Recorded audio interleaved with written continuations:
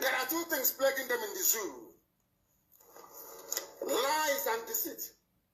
If not for the coming of IPOB of Radio Biafra, all of you would have lived and died in the ignorance that Ojukwu caused a war. That's what they were writing. Britain helped them to write it.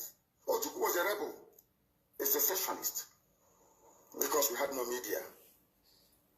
That is why they're paying Facebook billions upon billions of US dollars to stop this truth from coming out. Did Ojukwu cause any war? Gowon is alive, go and ask him. Did Ojukwu cause any war? Ojukwu went and negotiated restructuring with you. In Aburi, you came back, Britain told you not to agree because Britain realized that all the component units of Britain knows that if you go back to regionalism, you will have economic growth. The country will do very well. But Britain doesn't want it. That was why they even instigated the Nzogbuku, so-called Nzogbuku, saying they will bring Awolowo to become the head of state. They knew what was going to happen. They wanted to truncate the economic miracle of Dr. Michael Obara. What I'm telling you are fast. Go and investigate for yourself. In the East, you had the fastest growing economy in the whole world, over 40% every year. In the West, Awolowo was performing his own miracle as well. Even in the North, Ahmadu Bello and Tafawa Balewa were doing very well. You had all those massive industries in the North. You even had Alamajiris that were employed in the North, meaningfully employed, gainfully employed. They were all doing very well. Britain said, no, for us to control these people, we need to impoverish them. Let us introduce this war. There was a coup by Nzog. And after that, there was the massacre of, as usual, massacre of our people in the North. Ojukwu said, I have to secure my land and my people. They said, no, let's go to Aburi to discuss it. Ojukwu went to Aburi and agreed restructuring. That's something now you're asking for. To tell you how foolish Nigerians are. They're very foolish. That same nonsense you're asking for now was discussed many years ago. Ojukwu sat down in Aburi with Gowon and decided that regionalism was the best way for restructuring, going back to who you were, 1963 Constitution, 1960-1963 Constitution. Be on your own and pay tax to the central government, as they have in America, as they have even in Britain. Britain, you have Scotland that is almost independent, Wales is something, everybody is free, but Britain doesn't want something they're enjoying to happen in Nigeria. Why? Ask yourself that question. Anybody telling you about one Nigeria is your enemy, I'll prove it to you now. Ojukwu negotiated devolution, regionalism. The North will be on their own, the West on their own, even Midwest on their own, and then the East on their own. It's the same one Nigeria. On their way to the airport, before they boarded the aircraft, a call came from Lagos, from the British High Commissioner in Lagos to Gowon, telling Gowon not to agree. After having signed the agreement, that same Gowon we're looking at today, God kept me alive so that he can witness the destruction he will bring upon that very zoo called Nigeria. Gowon said no. Do you know all the journalists in Nigeria, none of them have ever gone to go on to ask him, why did he say no to Aburi? Aburi was restructuring. None of those agitating for restructuring right now has ever gone to go on or gone to Nigeria to say that Ojukwu negotiated restructuring. What happened? They came back and they said no. Ojukwu said, okay, so you want to continue to kill my people all over the place? No. Because of that, I'll declare Biafra. Today, they have brainwashed all of you with the perverse notion and thinking that somehow Ojukwu is responsible for causing a war, when opposite is the case. If not now, that after many years of hammering on this very topic, it has now sunk into the skull of the people that Gowon was the aggressor, not Ojukwu. That's how Nigeria is. We're always blaming the victim. And we lost over 5 million people during that very genocidal war. They killed over 5 million Biafrans. They wanted to wipe us away from the face of this very earth. But we survived it. And we're here today. Those they gave birth to, they have come. And this time with a wrath that you cannot even begin to imagine. And Biafra must come. It must come. Okay, good evening, good morning, and good night to some of you, depending on where you are watching from. You are welcome to this program. While you are joining us, share the video, invite others to join. Share the video, invite others to join. We are live again, we are back again. We are here to make the record straight because we can see that some people who don't know what we are up against, some people who does not know what is going on, they have stirred up their ugly head to talk, to make mockery of themselves. I know it is not mockery of us, but there is one thing I want to teach them this evening, this morning, this afternoon, depending on where you are watching from. Onwe ife nchọ ka nkụzi elufa, and n'ime ife a ga-akụziri ndị a na-ezuzu na-amara ife na-agaro school, ife nchọ ịkụziri fa, coupled with anya for the pictures nọ n'iru this broadcast. Maazị Nnamdi Kanu, Michael Zokome, and of course the last one, which is nke mafia. If anụ image anọ n'ime ebe a nke mafia, of course. So anyị ga-ekwu maka ya, nke anwe mafia, nke onye gosiga aka ụmụ guy, Jizọs anya blue n'aka ụmụ guy. So anyị ga-ekwu maka ya maka na ị na-anya ihe niile na-eme anyị, in fact ọtụtụ ihe na-eme anyị si n'aka nwoke anụnwa na-egosi unu aka ụmụ guy. So onye nwa ka m ji weta ya n'iru ebe a ka anyị wee kwuo maka nwoke a na-egosi aka ụmụ guy. And secondly, of course, iberiberism of our people karịrị my brother Azuka Fabian Okonkwo. Iberiberism of our people karịrị. Ka mmakwala Azuka nke nna ekene. Mana nke ọwụna ekenekwe gị ka ị ka bịa wee were oziọma wee bata maka ya na-achọ oziọma. So anyị ga-ekwu maka nwoke anya blue anụwa na-egosi unu aka ụmụ gị ndowe na triangle. Unu m ihe triangle na-esignify, ọya ka m ji wee were adọnye na triangle maka ndị emega alụ. So a ga-ekwu maka ya. Anyị ga-ekwu maka ndị na-agbayọ IPOB, wee were IPOB na-eme ife amụ, wee were lawyers ndị rugoro ọrụ for 2 years now na-eme ife amụ maka na ha mara ife, because enwere ife ndị anụnwa nwere, ha enwere akọ na uche. Onwe ebe na watch some people today. I was watching some videos today, or it just came as I saw it somewhere. I was watching it where people were talking about the legal framework on the case of Maazị Nnamdi Kanu, talking about lawyers doing what lawyers supposed to do and what lawyers supposed not to do. So that is now after they played the interview granted by Barrister Jofo, and they were talking those things.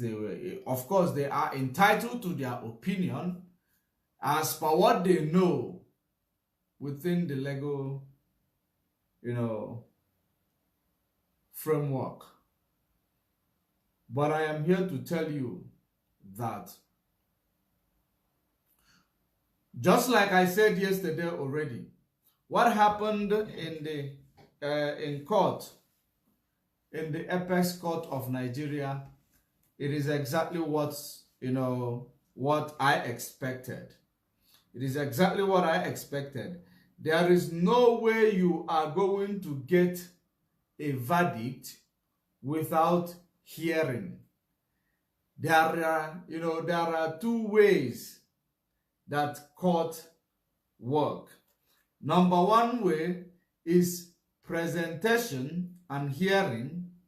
This next one is verdict and sentencing, or verdict and discharging. So that is these two things you can never take away from the judiciary.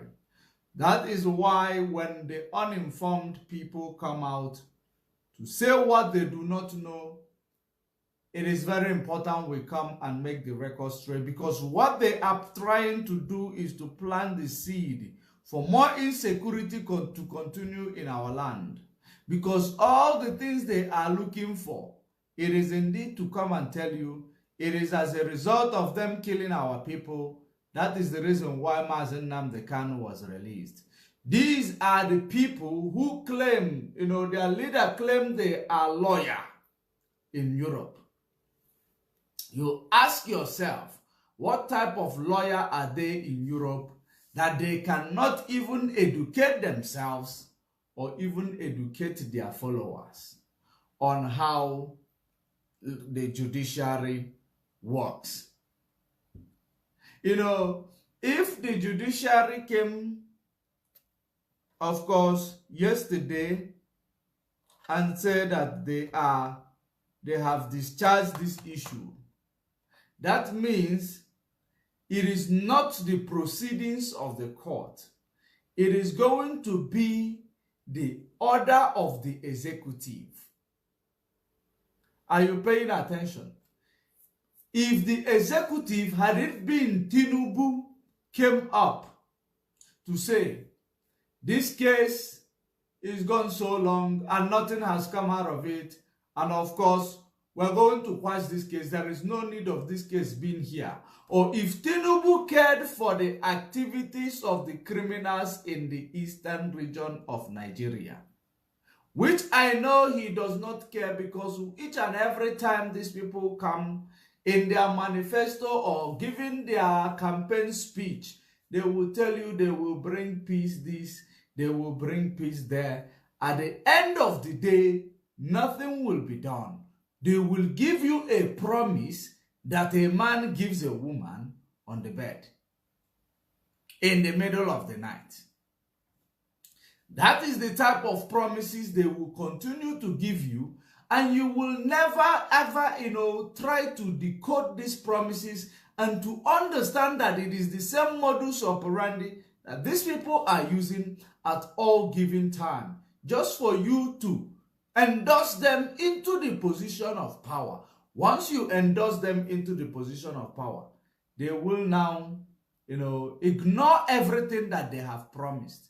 So had it been the court yesterday, woke up and say, this case is quashed, we are not interested anymore, it means that the executive withdraw their frivolous charges against SAN And Niger. As long as the executive does not care, and as long as the executive is not willing to come to the party, the judiciary will take its process. And its processes is one of the things that they have embarked upon yesterday. Because each and every time, or whenever, we come around, we know we are, fighting for freedom. But in as much as we are fighting for freedom, we use the opportunity to educate our people on how things work. Because if we cannot educate you on how things work, it means that even if we get our freedom, you will expect things to be done the way you find it being done in your previous country, where you seeded from. That's why it becomes very, very important that we need to be objective. We must be objective, especially in protocols, when it comes to things that is done through protocols or through processes. The court processes is hearing. After hearing, then the court processes, the next one is verdict, sentencing, or discharging. So the next, what we are expecting from the court, it is giving verdict, discharging the case, or sentencing. These are the three things involved in the next case, in the next court sitting on the 15th of December. And there is no way a court will take hearing up today and give verdict tomorrow. It means it is already it is not hearing that it was just a formality for the hearing, because this hearing they have taken up, they need to study it, they need to connect the dots, they need to check the constitution, they need to work, they need to do consultations, before they will deliver judgment. That is the processes of the court. So we all are aware that Mazen Nnamdi Kanu being there is no longer, a thing of joy to anybody except his enemies. Every minute he spent in the solitary confinement, it is a pain in the heart of every Biafran, and a pain in the heart of good, indigenous people in Nigeria. It becomes a pain in the heart of all of us. But we cannot be emotional. We cannot be emotional because we celebrated the process of appeal court. And the appeal court went through the same process to give us victory. So, the only thing that people who are looking for who to blame, the one thing they're supposed to be doing, if they are actually, reasonable, if they want to be reasonable, it is to ask, why is Tinubu not talking about the insecurity in the Southeast? Why is Tinubu not talking about all these things happening against Biafrans? Those are the things that people are supposed to be talking about. Rather, people leave what they're supposed to talk about. Those who claim they are getting you freedom. And the worst part of it is that the one they call their crime minister claim he's a lawyer. But you will find them castigating the processes of the court. Nigeria, we know. And when it comes for us to, criticize the illegal activities of Nigeria, we do it with sincerity. We are not here to push propaganda just because we want to dent the name of this British put together. No.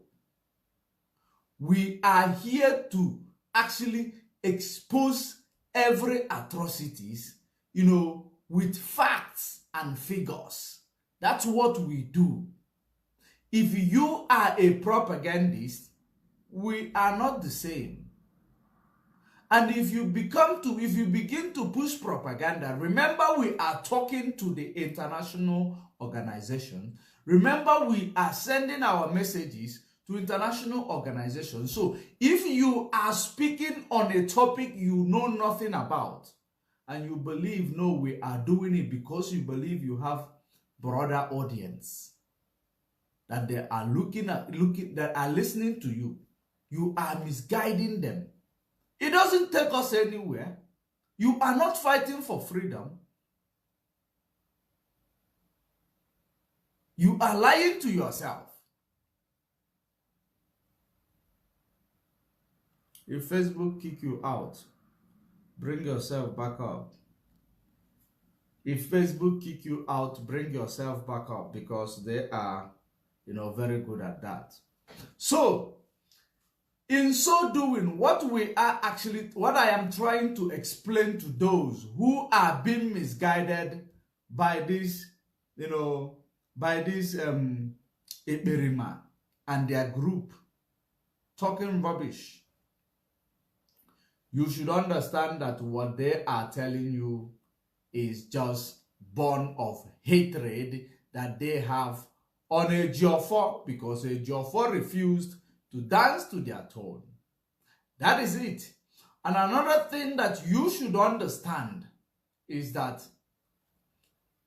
we know there is a rumor of a new SAN. There is a rumor of a new SAN. Of course, desperate time calls for desperate measures. Desperate time calls for desperate measures. If there is a new SAN, it does not matter. There has been a SAN. There were two SANs. So if there is the third one now, desperate time calls for desperate measure. Some people have started talking rubbish. They don't even know why they SAN. They don't even know. They don't even know that there are experiences needed that is more bigger than our experience.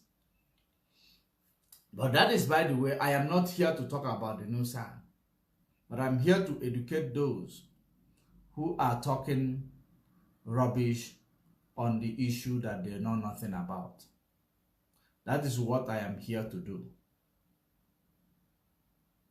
Whatever Michael Zokome said, it is not your business.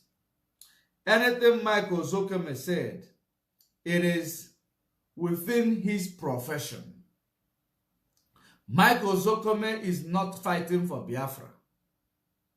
Michael Zokome is actually a lawyer licensed by Nigeria. A lawyer licensed by Nigeria who can stand for anybody in Nigeria, whether you are Biafran, whether you are a Nigerian, whether you are actually, from the government of Nigeria, because he is a lawyer.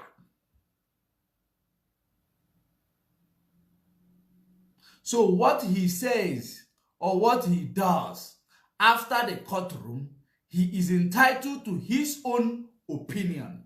And what he does or what he says is his own opinion and his own suggestion as a Nigerian. So let us remove sentiment. Let us try to be objective, because some of you know what you're supposed to say, but you are saying otherwise just because you want to be spiteful to a particular individual. That is the reason why if we want to engage in any battle, we should engage that battle with facts and figure. We shouldn't just come to the media and start talking because we can talk. We don't. And there is a lot of things going on, a lot of things going on. It doesn't mean that those things going on doesn't concern me. It does. But when we want to pick up a fight, we pick up a fight with facts and figure. We don't pick up a fight because just somebody says something or somebody did something. No. You pick up a fight so that when you execute it, it will make sense. Not just because you want to do saga to have followers. No. We don't do saga here. We are not, doing saga. We are here to educate our people in truth and honesty. We are here to relay our experience, as people who were born in Nigeria. And we are here to protect that which our parents and our ancestors died for in 1967. We are here to give it to them. We are not here to preach hate, but we are here to be realistic. And that realistic is what we are doing. So, it is very, very important that you know that every lawyer you see in Nigeria, whether they are defending you, whether they are not defending you, they are entitled to their opinion and they are lawyers that are professional in what they are doing. Just because somebody is your lawyer, if they go and hug a lawyer that is representing Nigeria after the case, you will have a problem with it. If they speak, you have a problem with it. That is their personal life. Stop snooping into people's personal life. It is very important. The only thing that we are looking for from these lawyers is a result. And we have seen that result so far. We have seen that processes so far. We don't care about what they do after the court. That is their life. You must be stupid to actually go and start snooping to see, who is he talking to? Is he talking to Shetima? Or is he talking to Tinubu? It is not your business. It is not your business. So our people need to start minding their businesses. It is very, very important. So, let us now go straight to the point of what we are here for. I thought I might advise those bunch of illiterate who call themselves Autopilot Group. They call themselves Autopilot Group behind the scene, talking rubbish. Of course, we all know that they are having a serious issue amongst themselves. But what they are doing is all about a legal team. But they cannot buy a lawyer to represent Mazen Nnamdi Kanu. They didn't have a lawyer to represent Mazen Nnamdi Kanu. All they do is to raise fund and embezzle it and fight because of the fund, just like Azoka and Simon has been fighting because of the fund.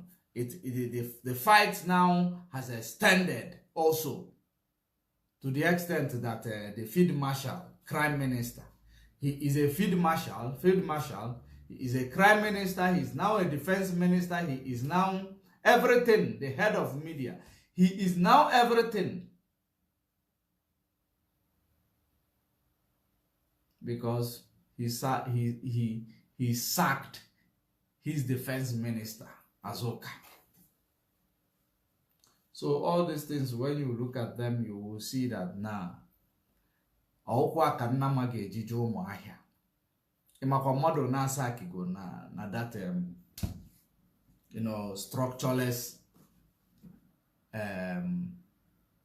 structureless movement.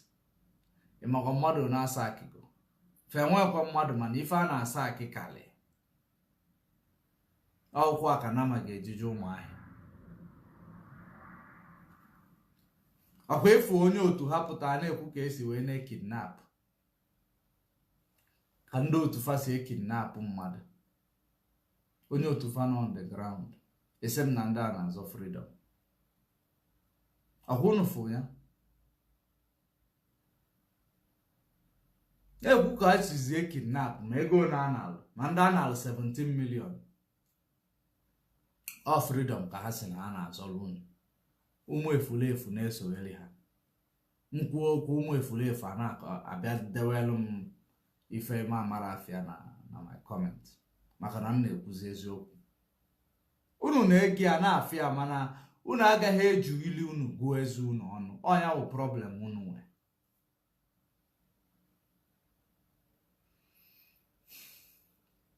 Issue of money. Ego wu ihe na-eso okwu. Issue of money. Onye na-eso okwu and ọ ga na-esekwe n'okwu. And whether Maazị Okobia say that na na-achụ na na-egbu ndị ekwesịrị igbu. Whether ma igburu ndị ekwesịrị igbu ma ọ na igburu. Ịma ebe unu na-eje ihe ọ ga-result.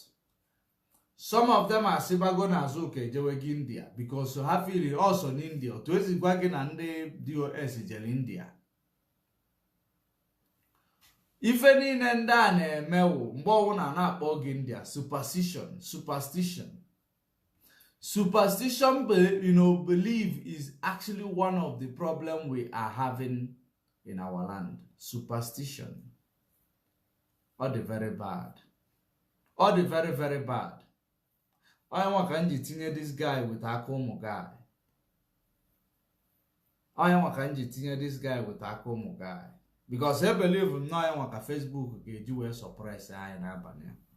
Of course, they've been doing that. When I was replaying the video this afternoon, they've been suppressing it.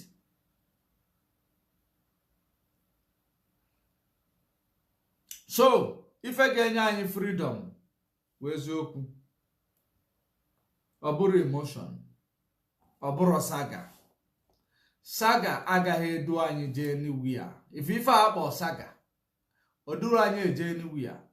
Onye ọbụla like saga, believe you me, ọ bụrụ freedom fighter ka ọ wụ. Ihe ọ na-achọ wụ saga. Ịghọtago? And like a saga, you will understand that this saga is all about bringing people to watch you or to follow you. It is not freedom. It will make you deviate from what you are doing. We don't do saga. But if you force us into doing what you do, we will present facts and figure. And people will now use their tongue to count their teeth. I don't wish anybody ill. I don't wish anybody ill. If there is issues that me and you have, if we cannot solve it behind the scene, or if you believe that you are too big to come to where this issue could be solved behind the scene, you know, that is your problem. That is your problem. So if we cannot solve it behind the scene, and you bring it, you know, to the scene, you know, I will just be watching you. Watching you picking up my fact and figure. Until Mboso gets set. Because if I bial, abro ikuchaka kanku, if I bial, kaizo freedom, kaizo mwelomwe, kai buputi ye niile Nigeria na-eme anyị bupute ya na mba ụwa ka ụwa fụ. Anya bịara ka anyị sị na ịka m mma aka m gị mma ịka m eme aka m ga-eme. Onwekwanụ ka ha fi inwe nsogbu na monga anyị ga-enwekwe nsogbu mana anyị nwee ya onwe ebe ekwesịrị ịsọlv ya asọlvụ ya dị a dosia dị a. Ịghọtago? So ọkwa otu uche m ka m na-ekwu uche m mana ga na-eje n'ubi ka ji n'aka. Ga na-eje n'ubi ka ji n'aka. Ọ ebe m ga-adọsịa. Mana ọ dị very important. Ọ na ebi ịzọ freedom ka ịzọ freedom. Because these things, if I na-eme here, what we are doing, it is going to be beneficial to ourselves.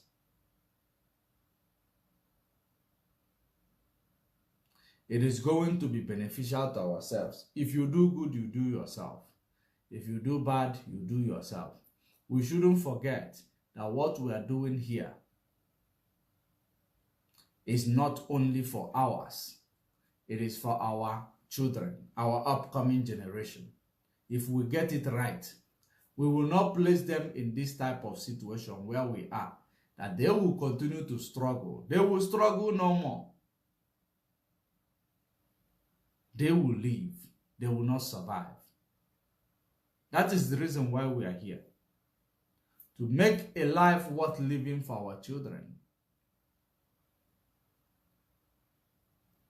So, anybody who wants to tell you otherwise, that is their business. So, let me now deviate from here and go straight to this guy with Akomo guy, with Anya Blue. Of course, there has been a lot of things said. I don't think I am going to deepen the conversation today because since Facebook is suppressing it, I want to bring this because if they suppress this broadcast, it means that even if I try to replay it, they will suppress it again. I don't know how they do it, but I want to actually, give you one or two things that makes this man a fraud. You see this guy with Akomo guy, Let me give you one or two things so that you will understand that this man is a fraud.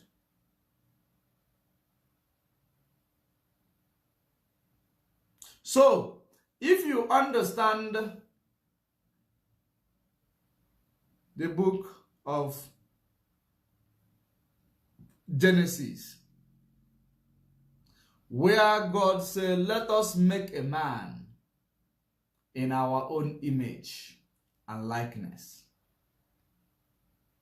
The book of Genesis, let us make a man in our own image and likeness, after the heaven and earth was created.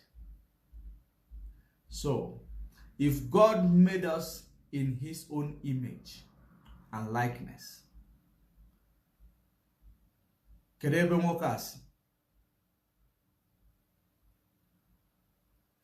if we were made in his own image and likeness,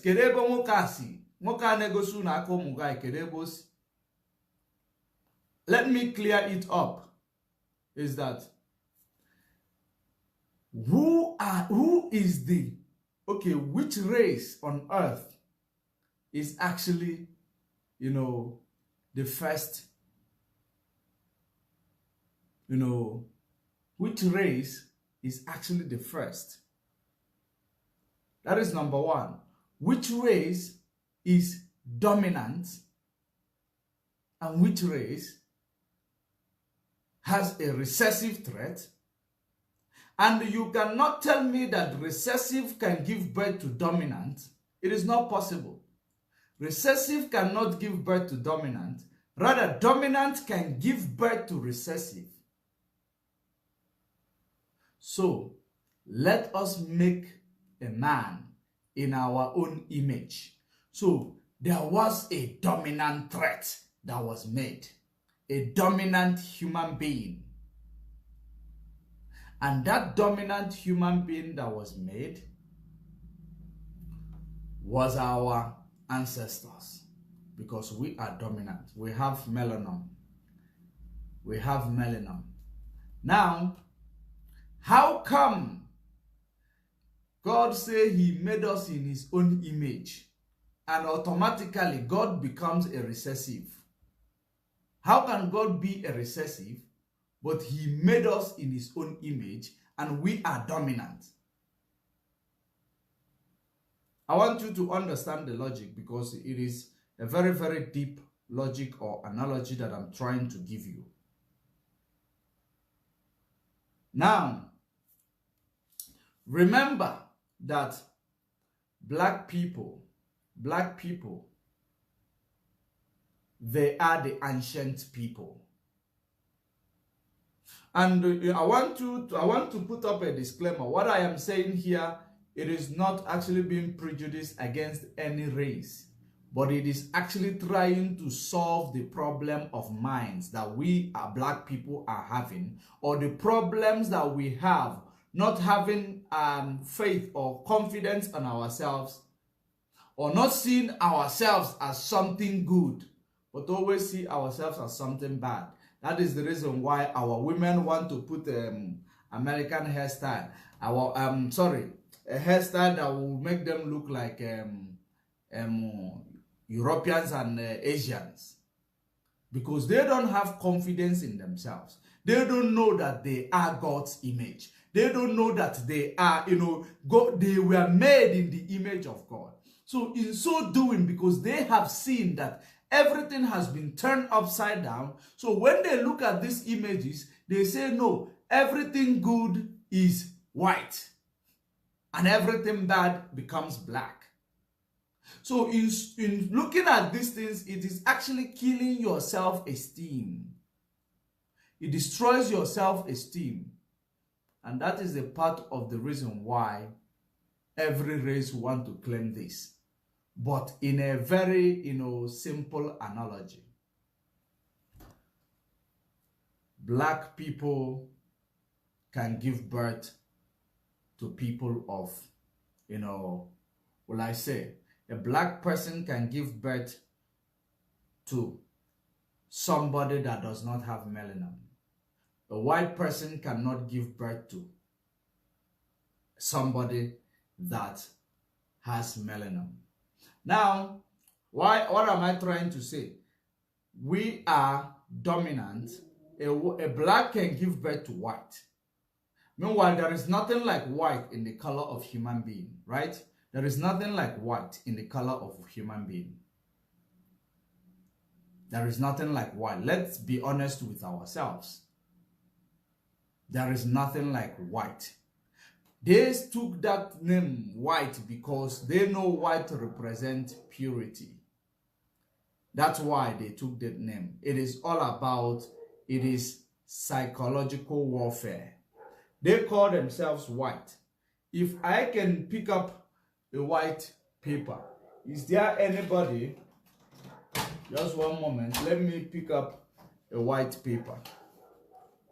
Okay, is there anybody that is this color? No human being is this color. This is the color of white. You might get yellow people, you might get brown people, but you will never get color like this. So there is no human being that is white. Now, coming back to my, my definitions of this guy with Akomo guy. How can we give birth to somebody that is, the so-called white, but they can never give birth to somebody that is, black or brown? Except if there is intermarriage, they give birth to brown, but they will never give birth to white because we are dominant. Our gene is always, is always dominant if there is intermarriage. Interracial marriage, if you have a white wife, you are black. Your child becomes black. They will never go white. Right? But the black person can give birth to people living with albinism. Right? Are they not the same color? No, let's be sincere to ourselves. Are they not the same color? People who living with albinism and the white, so-called white people, are they not the same color? They are the same color. So now, if God made us in his own image, that means God is dominant. And he created us to be dominant. And through us, recessive was created. Now the recessive now came back to tell us that they are God, while we are the devil. I don't know if you are getting what I am saying. I don't know if you are understanding what I am saying. Even in the Bible, it told us how to know whom Christ is. How to know whom Christ is. In the Bible, let me just try to read this place. Because I know that with my analogy, you might still be confused. You might still be confused. Let me try to read. Because there is a place in the Bible. I am going to also read it for you. And if you want to define how Bible defined Lucifer, how Bible defined Lucifer, Bible called Lucifer the son of the morning star. The son of the morning star, right? He is most beautiful, most attractive, most everything, most deceitful, most convincing, he has everything that you may desire him. But God becomes the opposite of what Lucifer was, because there is nothing in him that you may desire him. That is exactly what God is, because he is formless. He is formless. Let me read it from the Bible. First of all, let me read the book of is it Daniel 7:25? Let me see what is written in Daniel 7:25 before we go somewhere. I want to get you somewhere today, because The reason why people are actually castigating their ancestor, Jesus, it is because this guy with Akomo guy show up and he's all over the place in the so-called churches today. The guy with Akomo guy, he's all over the place in the so-called churches today. And now, because this guy with Akomo guy is fake, that is the reason why everybody, when they remember Jesus, they say, no, Jesus is your problem. Every day you tell Jesus, but Jesus is your ancestor. And that is the reason why I've been calling on Matthias Ezak, to remind Matthias Ezak, Mona Bonding get in there get an andembo. Yamalu no nande get an andembo wana Jesus sa aging on Alobanoa will replace. Also, Konande get an andembo Matthias. Manomaro.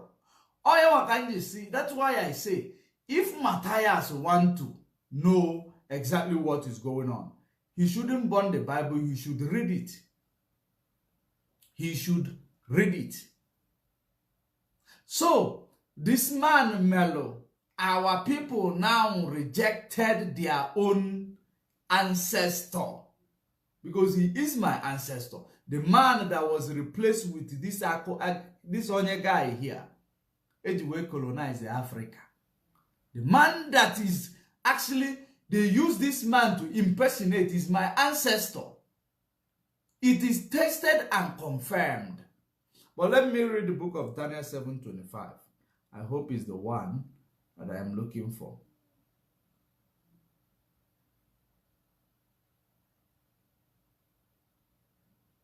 And he said, and he shall speak great words against the Most High, and shall wear out the scent. Oh no, this is not what I am actually looking for, but it is what I've been looking for before. I want to read it for you before we go to what I am looking for. Maybe I will find it in the book of Revelation, but let me read this one.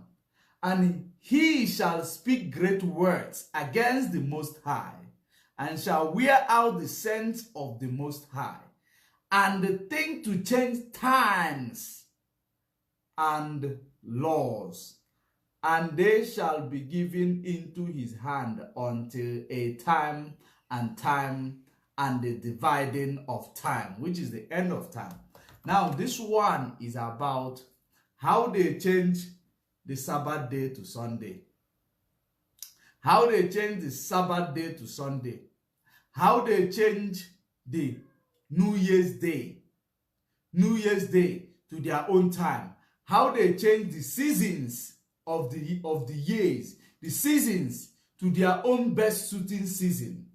They, we are no longer following the calendar that we know, and this calendar was made through nature. Remember the time that if you in the village that time, if you don't have clock, and maybe you happen to be fasting 6 to 12, how do you know the time? You use the nature to know the time, right? Because God, made a nature that it will give us, sign and the report of what we are looking for. Somebody will tell you to go and stand in the sun, and if you stand in the sun, they will measure your shadow, and they tell you it is 12 o'clock. And if you check the time, you will know that our ancestors, who didn't have this thing turning like a watch, they were able to know the time at any given time. They know what time is it. So, they changed the time. They changed the law. They changed the law of Sabbath, which is supposed to be on Saturday, to Sunday, because they were opposite of everything that God ever wanted. They are doing the opposite. That is the reason why we tell you that everybody who call themselves Christians, they are not doing the will of God. They are doing the will of those inventors of Christianity. And I'm going to analyze where this Christianity came from. So now he said that they will try to change the times and the law. But the judgment shall sit, and they shall take away his dominion, to consume and to destroy it unto the end. He will destroy their dominion. Remember that he said, woe unto the world where Lucifer is coming to rule. When he casted Lucifer. So woe unto the world, woe unto the earth where Lucifer is going to come. Lucifer was handed over, the earth was handed over to the hands of the wicked. Lucifer is the ruler of earth. But we are not going to analyze it, but I say that na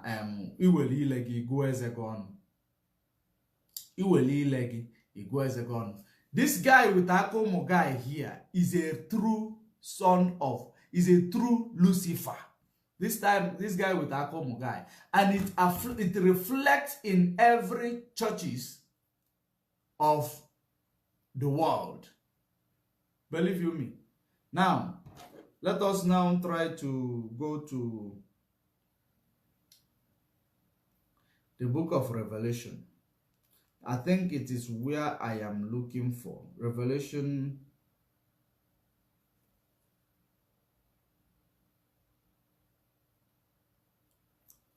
One moment.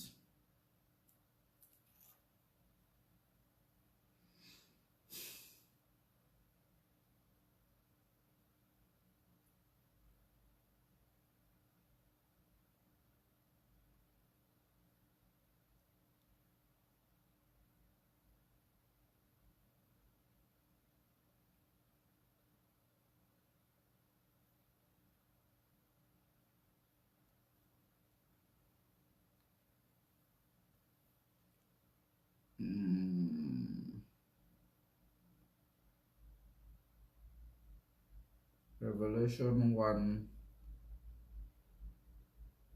Let's start from 13. Revelation 1, we start from 13. And in the midst of the 7 candlesticks, one like unto the Son of Man, the Son of Man. Now, let's hold it here, and let me bring you to what is the Son of Man. The Son of Man is a person that is born of a man. He is not of Holy Spirit. Let me now tell you the reason why you get it wrong all the time. They told you that Christ was born of Holy Spirit. And they never told you that the Holy Spirit is all about these parents of Christ obeying the law and the commandment of Chukwu Okike Abiama. That's why he is called born of Holy Spirit.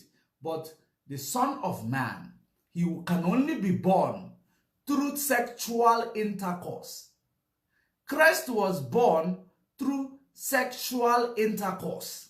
Are you paying attention? I don't want you to, because so many of you, the reason why you can never, understand whom he is because you don't understand the meaning of born of Holy Spirit.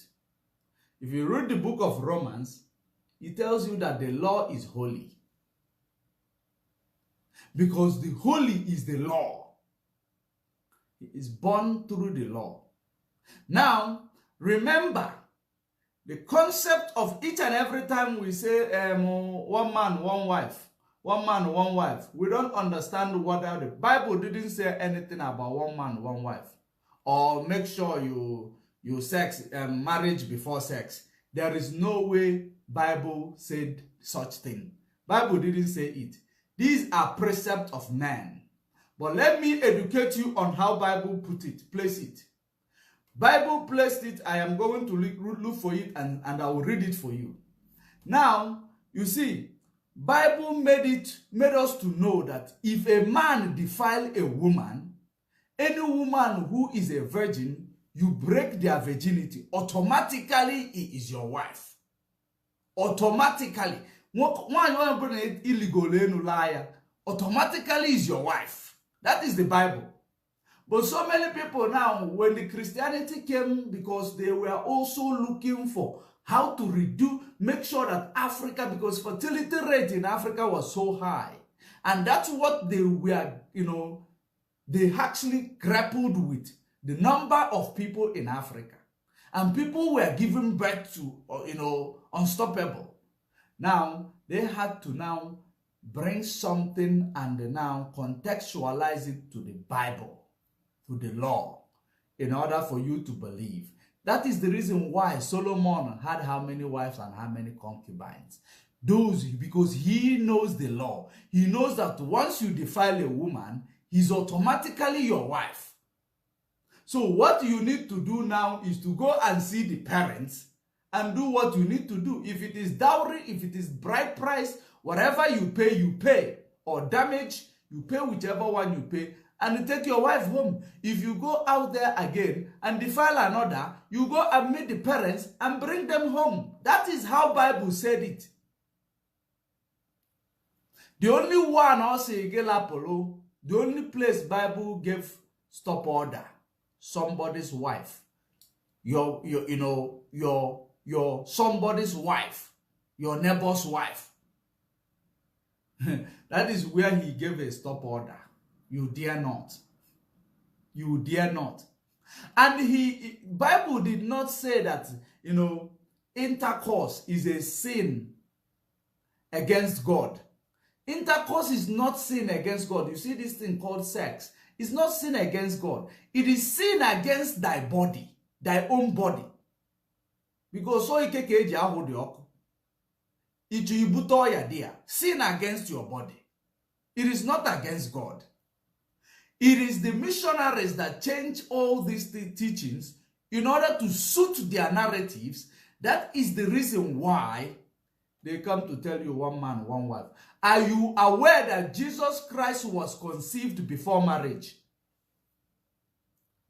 Are you aware? Those are the things that they hid from you just to tell you, no, you cannot have sex before marriage. That is exactly what they did to you. Jesus Christ was conceived before marriage. But the traditions of the Jews, because Mary was a virgin, Joseph was also a law-abiding. When I say law-abiding, that time was the holy law. It is not a law made by man that they were actually living with. They were living with a holy law, the commandment. So, Joseph was law-abiding, while Mary was also law-abiding, which she kept her body for the man who will defile it, will marry her. So Joseph actually met Mary before the wedding day, or before the marriage, or not wedding, whatever they call it. Maybe you will understand it as a wedding.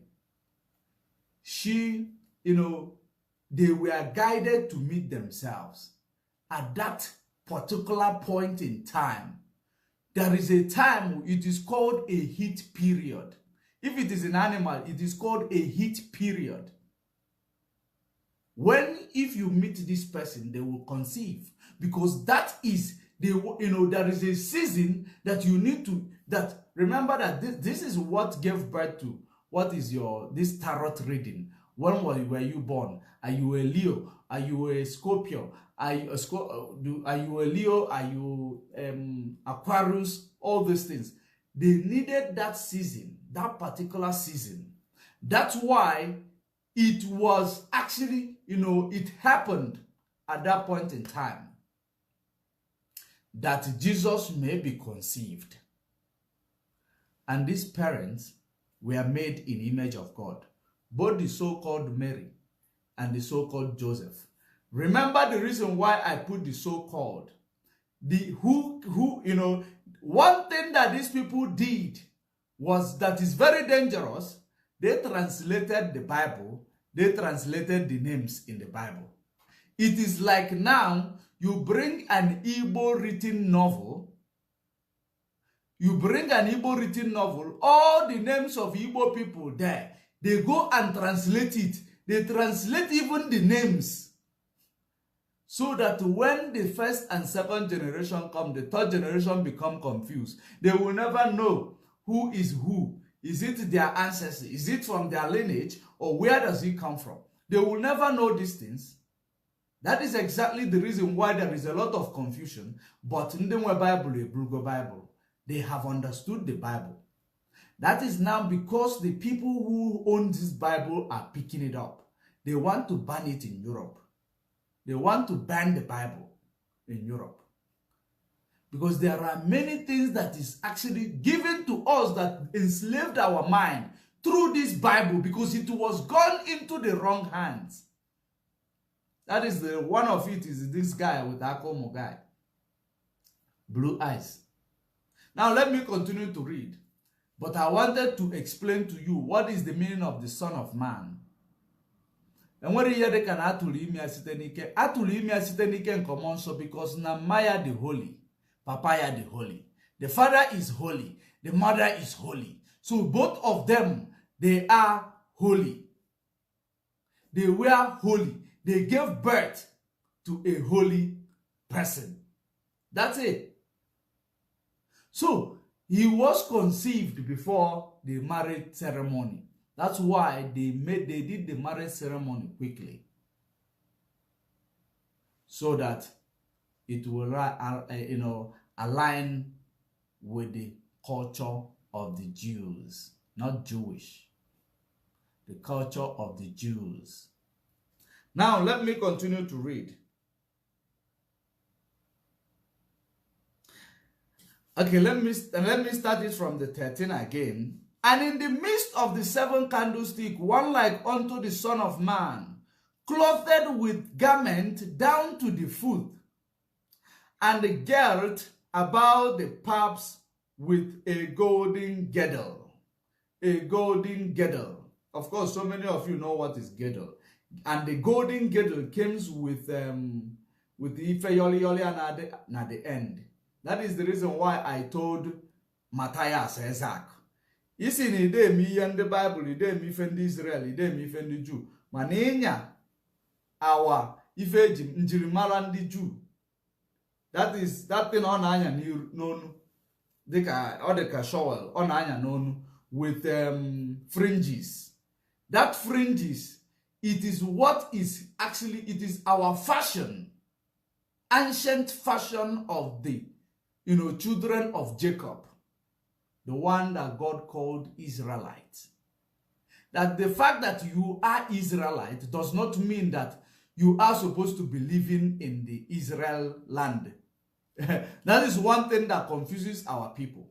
The land of Israel today, the fact that you are Israelite does not mean you are supposed to be living there. No.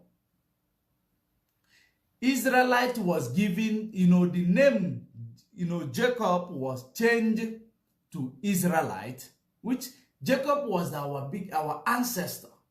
His name was changed from Jacob to Israelite. When he ran away from the wrath of the brother Esau. Now, let me continue. His head and his hairs. His head and his hairs. Listen to it so that you will know whom is Jesus. His head and his hairs were white like wool. White like wool. When you bring a wool, like cotton wool, what does it look like? As white as snow. So he was a man of old. And his eyes were as a flame of fire. Now, his hair was like a wool. When you bring a cotton wool, have you seen a cotton wool? Bring it next to your hair as a black man, the texture of your hair.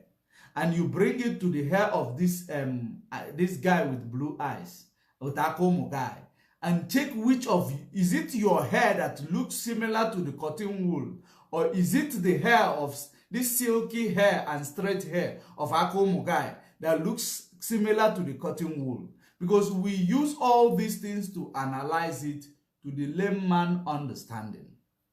Pay attention.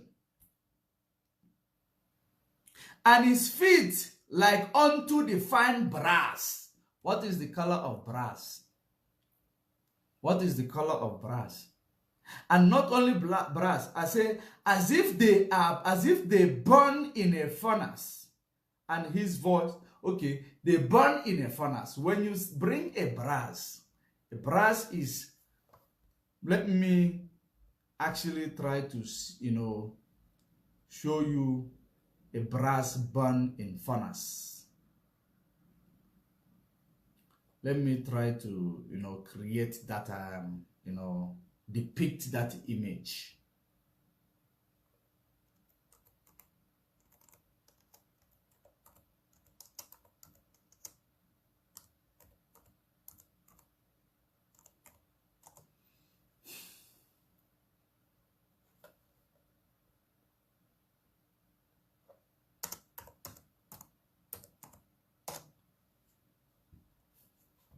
Now let us see a brass burn in a furnace. I want you to look at this.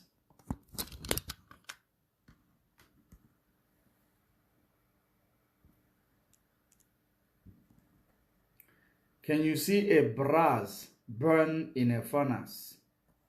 Can you see it? That's it. Does it look like the color of this guy man with Akomo guy? That is a brass burn in a furnace. So that is, by the way, you can actually check it from your side by yourself. You can check it from your side by yourself. A brass burn in a furnace.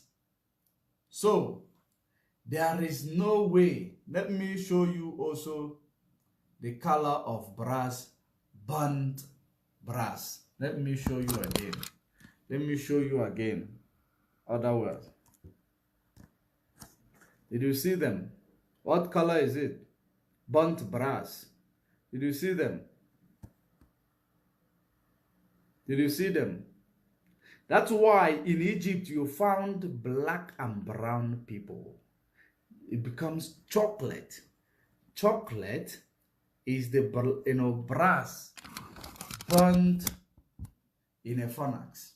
So now he told you that the hair texture is like wool. Wool. It is not like silk. Other race, their hair is like silk. Silk. It is long, straight, and beautiful. But the hair of this Christ was, like wool. Wool. That is wool.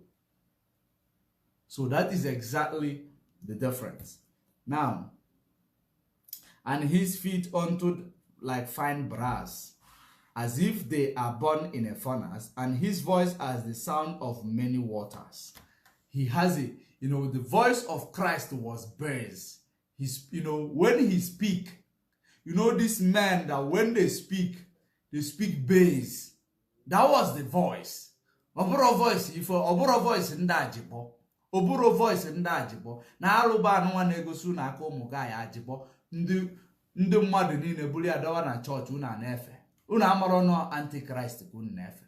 Because all gwakwa unu na the book of Matthew, many will come in my name to say they are Christ. Ijube pastor, who are these many that came in the name of Christ to say they are Christ? You never ask your pastor, and your pastor never ask himself. But all of them have this thing in the everywhere. Some of you put it in, even in your house. In the name that nothing will happen to you once you have this image of this man. That is to show that you left your own, origin, and you are praying to white people. The person who becomes your God is a white man from Europe. Because when they colonized you, they made themselves superior, they made themselves your God, and you are worshiping and praying to them. You are dependent on them to achieve anything that you want to achieve, because the simple analogy that I have given you, how can God, who is a dominant threat, create us in his own image, and all of a sudden all of a sudden, that same, man sends somebody to save us and that person become recessive. Blue eyes is recessive. So, now, having seen what is written here, there is some comment somebody wrote here. I don't have my... There is some comment somebody wrote here. What did he write? Onyele osino onyele nkwado Kingsley. Also Oga George Money, stop reading that book. That was brought in Africa by the British to enslave us. One thing you should understand is that this is the perception that they've been, it is actually the story that you've been told. How will they bring this book to you? How will they bring this book to you? But the origin of this book was from Egypt. The first place where this book was written was in Egypt. Written on a scroll. A scroll was made from animal skin, apopo, leather. A scroll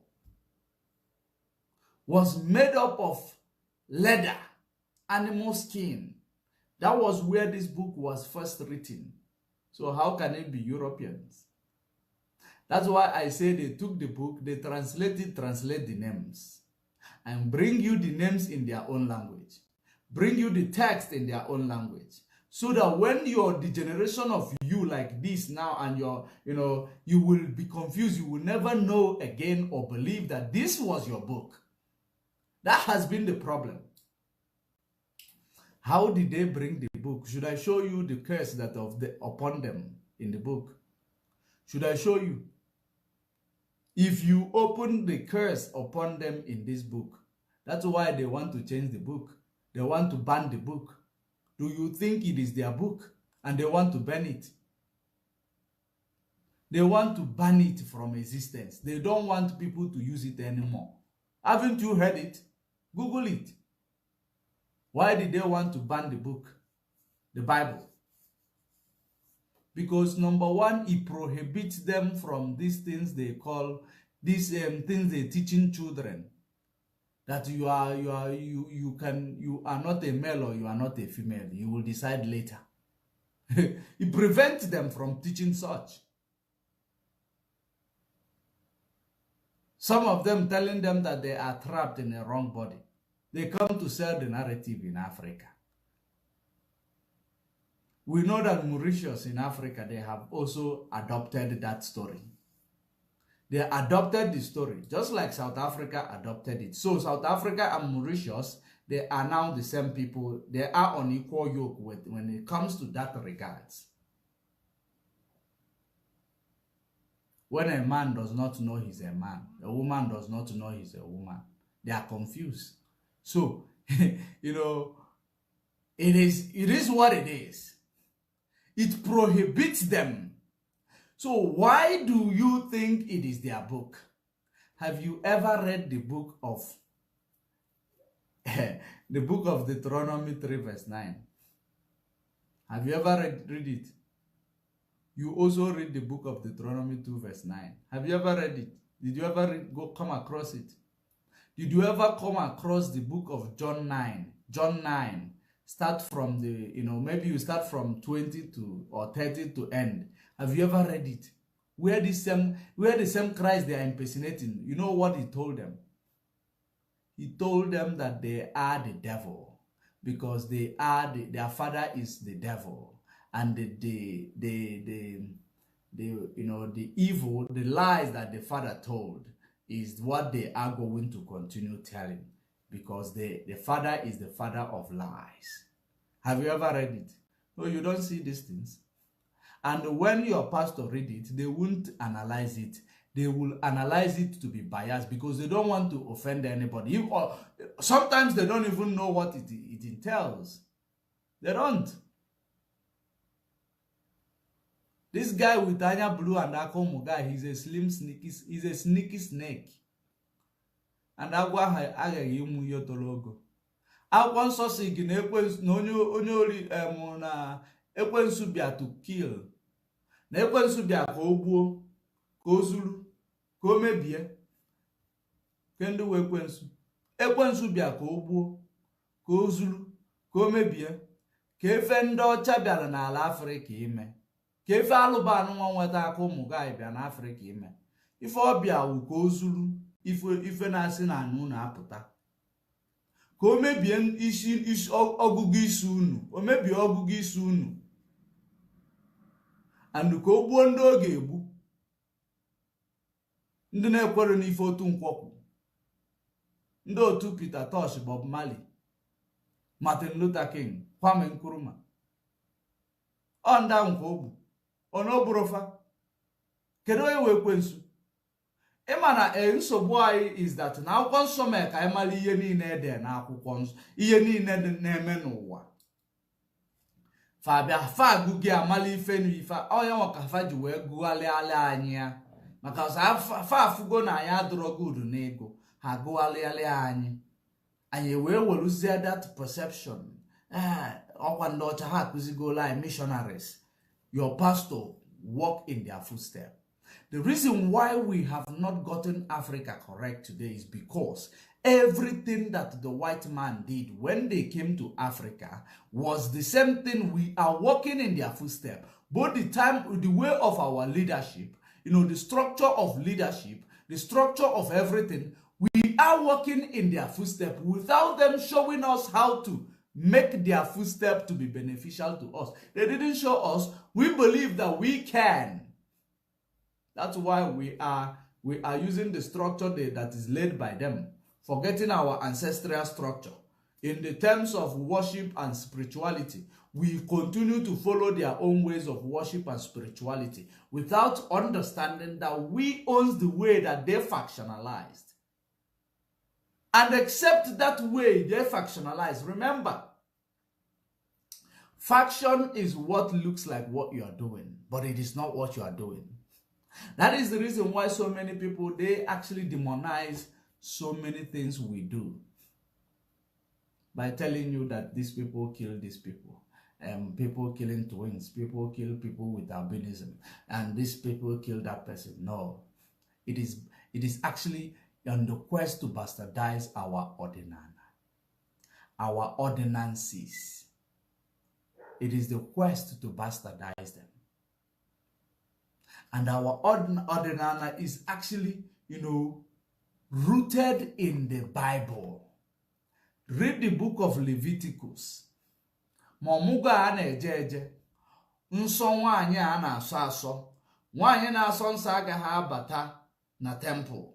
Ma ife a niile ọ dị n'akwụkwọ nsọ and ọwụ ife anyị na-eme ndị ọcha dị eme ya. So ka ezi ka Bible si bụrụ Bible fa. Ma ili ji a na-eri eri. Ọ dị n'akwụkwọ nsọ. Ka ezi ka anyị si eme ya fa dị eme ya ma na akwụkwọ fa butelụ gị.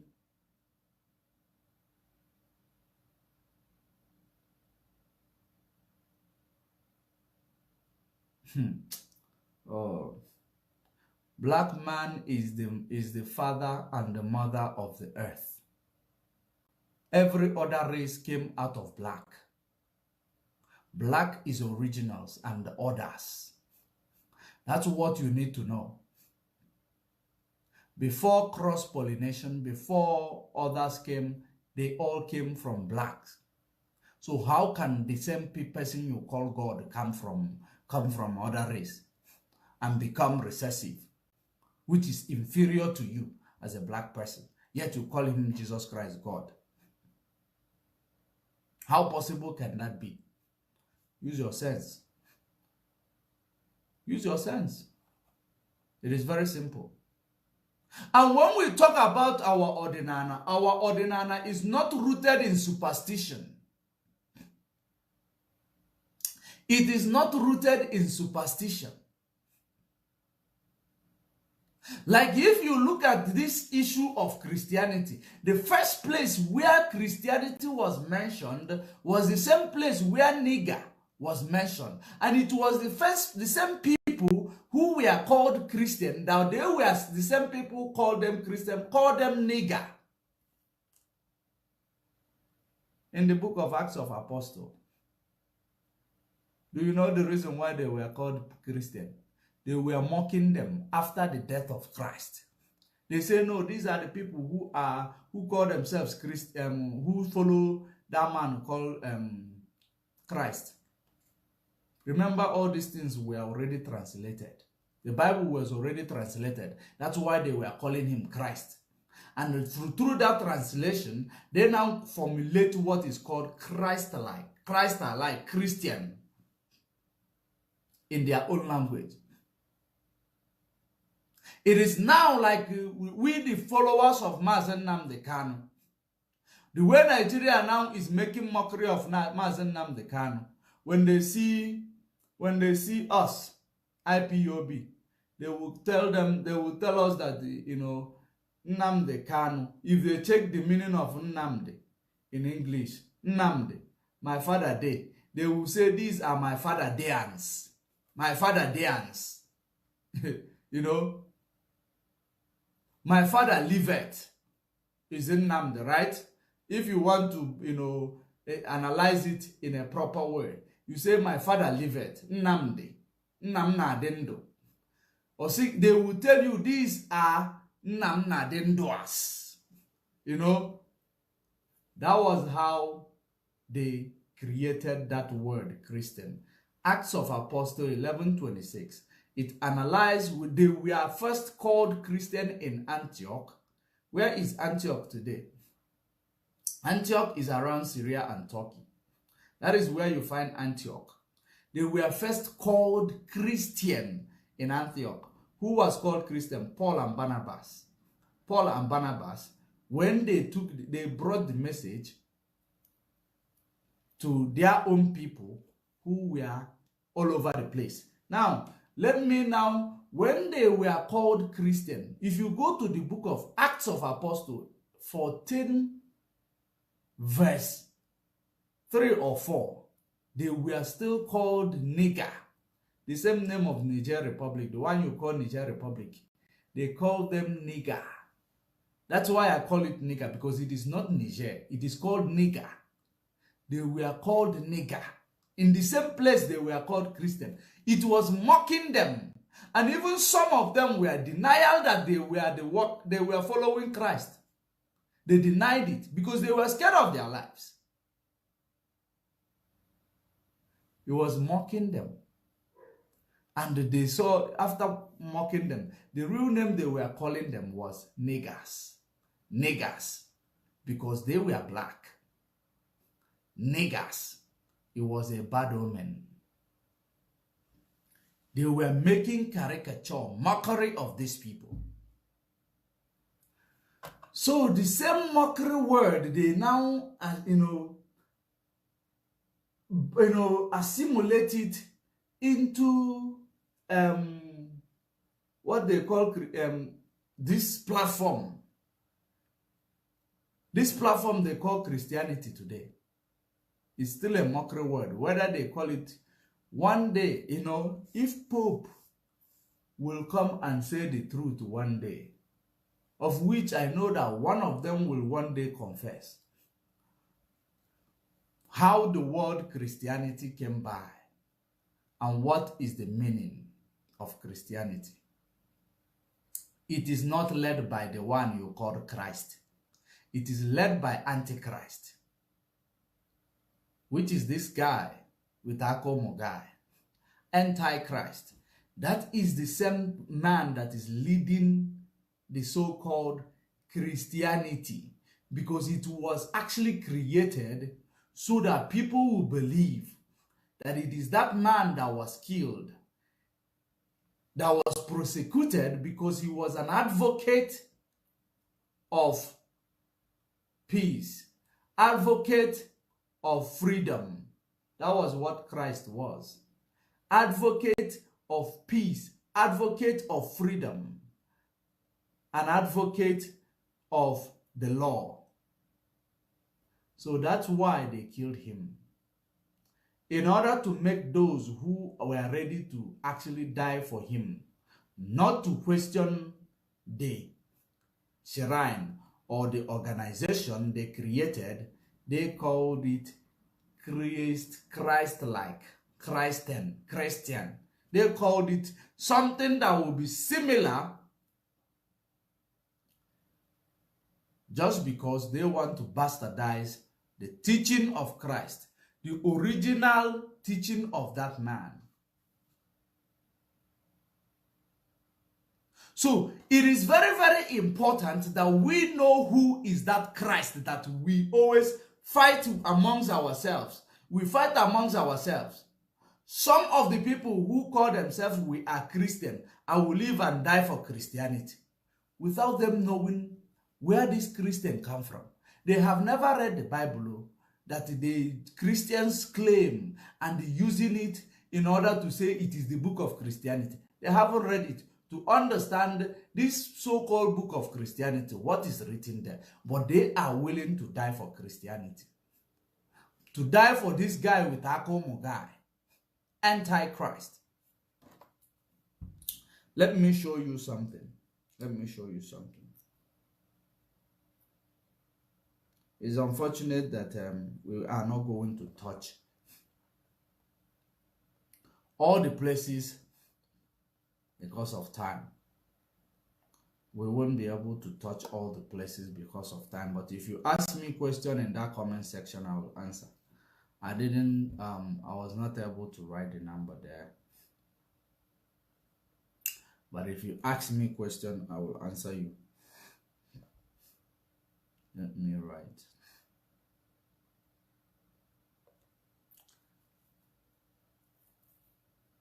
What was I looking for?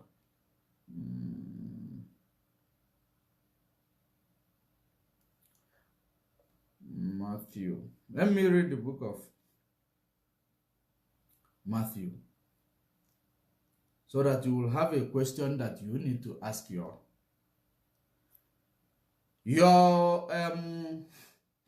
church leaders. It is very, very important question that you need to ask your church leaders. Matthew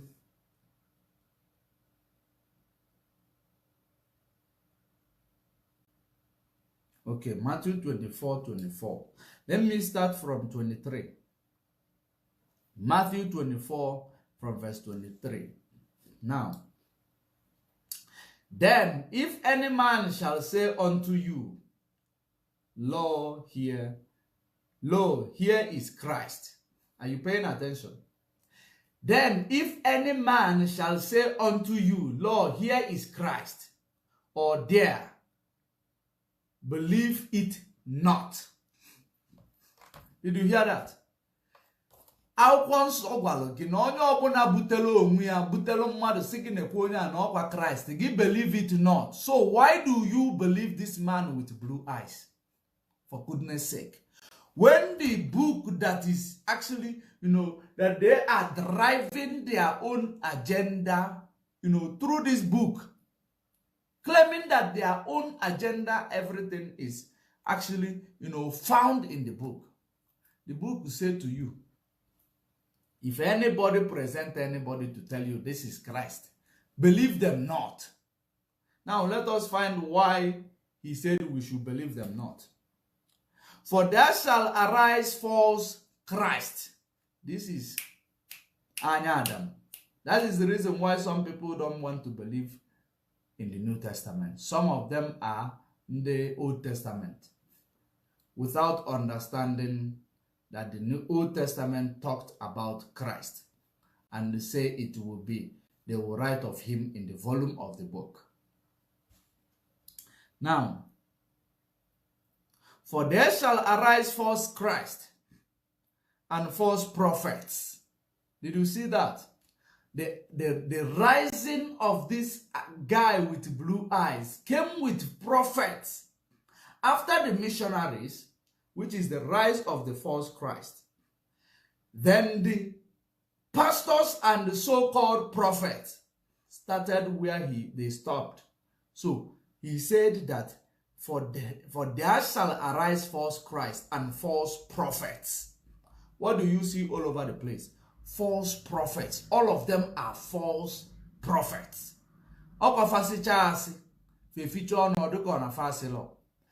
During the time of election, you saw many of them. When they are done lying, prophet lying, they will act like they did not. They will look for something and use it to maneuver the brain of these people who are following them sheepishly. And they will forget that our pastor just lied, prophet lied last week. They will forget. They will say, no, it is the way it is. They will have that patience to follow a liar. Now, let us continue. And shall shew great signs and wonders. What did you not see signs and wonders? Even from TB Joshua, did you not see signs and wonders? All of them, signs and wonders all over the place. Then if you bring one person that will tell you they go there, they got their miracle, you will not see, but you will be seeing signs and wonders. You will continuously see signs and wonders, but bring out one person you know that receives these signs and wonders, you will not see. It is all in their brain, all in their mind, because they watch the one that was established.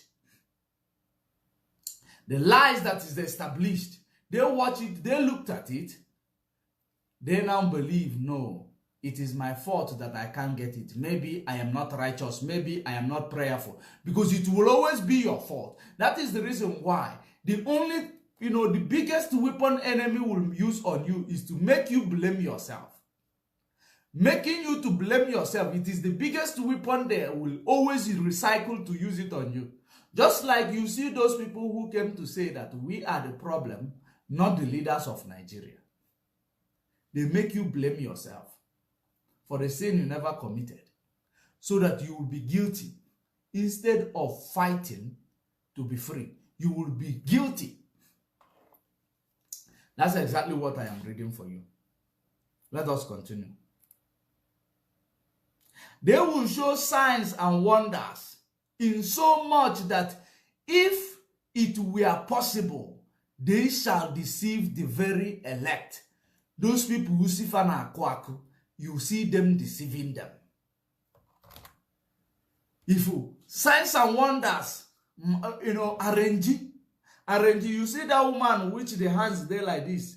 Once the pastor start praying, making hand like this, the hands is getting tall. If you didn't find out that type of prophecy, that type of signs and wonders, you that is elect will believe it. If you didn't know that woman, that the woman can fold her arm and stretch it.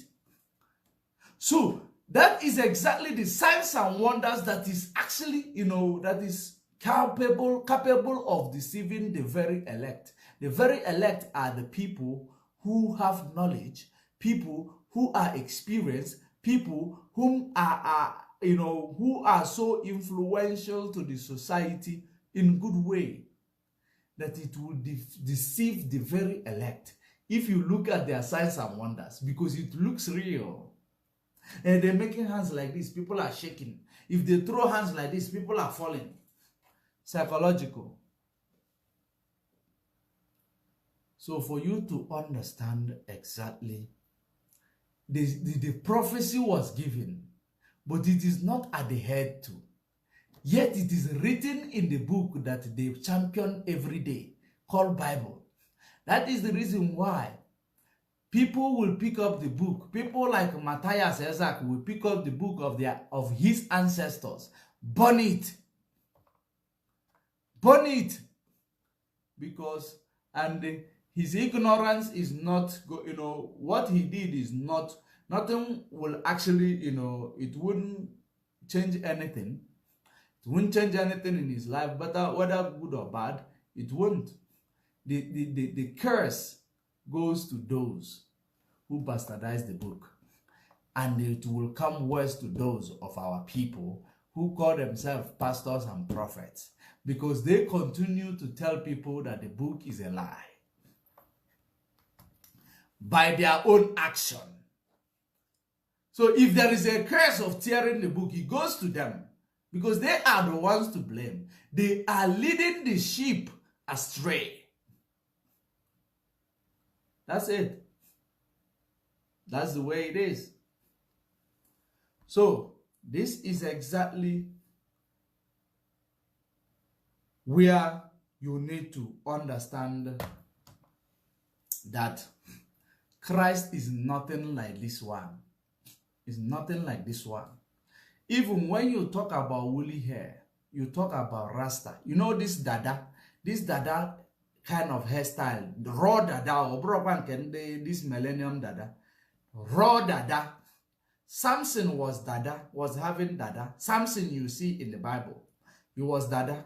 And that is the reason why in our ordinana, a true dada person, a true Rasta, you will not cut that hair until you do some types of rituals before you shave off the hair of a dada. True of us in our ordinana. Because Samson's dada was shaved by Delilah. He lost his power. Because that dada, they are special people. They are special people. But it was bastardized. Christ was having even hair. Dada hair. Dada. Christ, you see. Not silky long hair. He was a giant man. Giant black man. With the easy dada. That's what he was. It is not this thing here. This thing here is a fraud. This thing here I put here represents the shape I put him. That shape is what he represents. Of course, so many of you knows that shape. That's exactly what you see there is representing. So our ordinana is not enshrined in, it is not actually, superstition. There are people complaining about, we talking about going back to our ordinana. That when a man died, they will blame the wife. Those are superstition. And they have to bath the man and for the woman to drink the water. That's nonsense. It is not part of our ordinana. These things are arubala for. When a crime, when a crime, is long in a land, it becomes a norm. That's why they call them omenala. Ordinana is what is the original thing that the land, that represents the land. But omenana is those things that arubala for.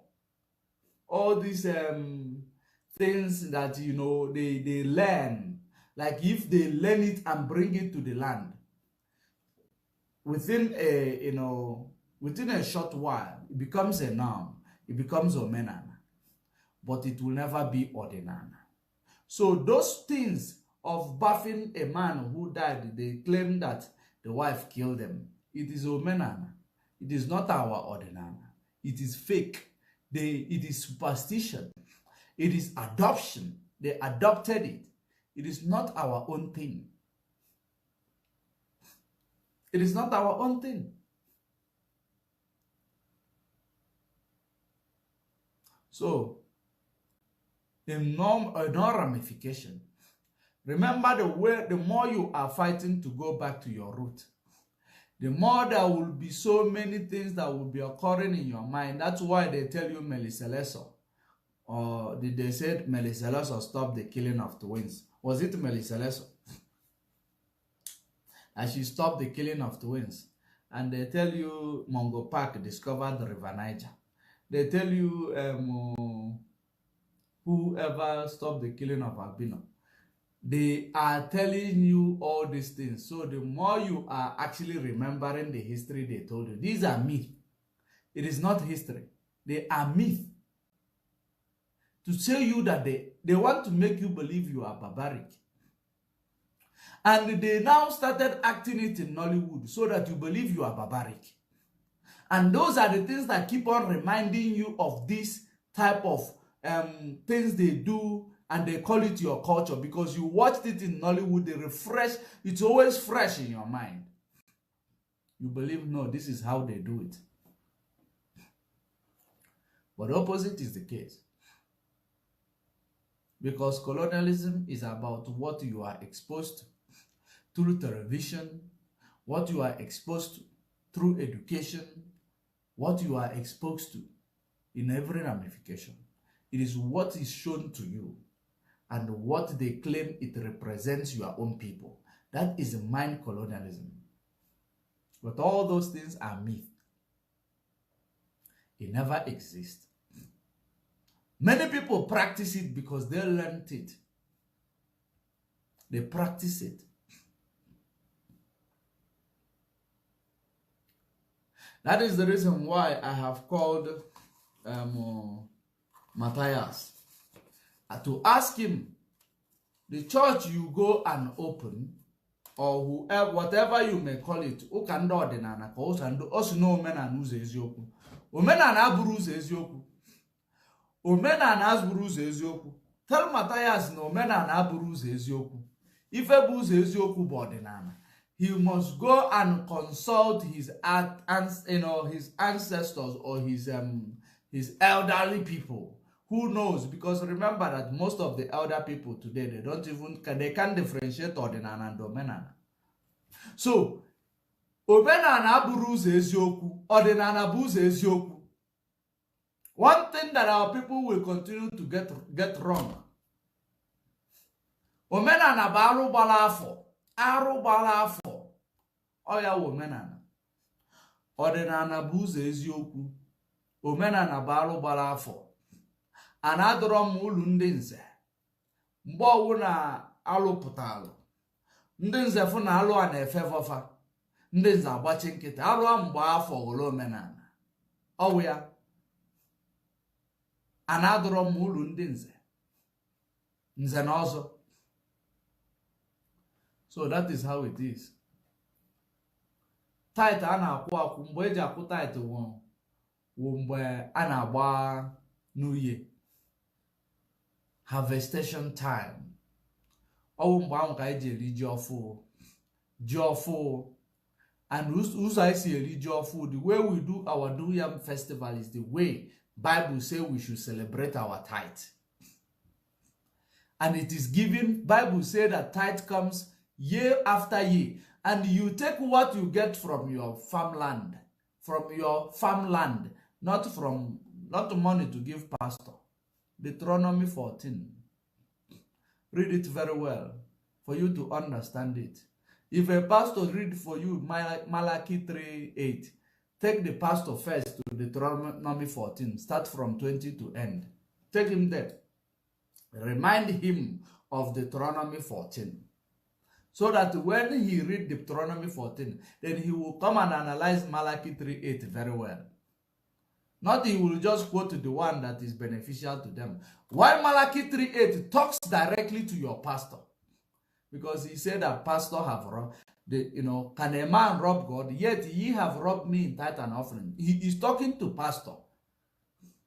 Then he extended it to you and I. Even this whole nation have robbed me. That's when he extended it to you and I. Because we are not doing it the way we're supposed to do it. Iliji na Igbo. It is emume very important. It is our tithe. It is celebrating our new year, New Yam Festival. Are you paying attention? That is exactly our ordinana. It is deep rooted in the Bible. It is not. Okay, let me read that Deuteronomy for you. Because I know the far. Let me read it for you. Maybe if I read it for you, you will understand it better. You remember that I know religion for an age my kai me shepe me peteshi. An age chawelna on a day around. Mkwachaga day around. Can go look at a Bible.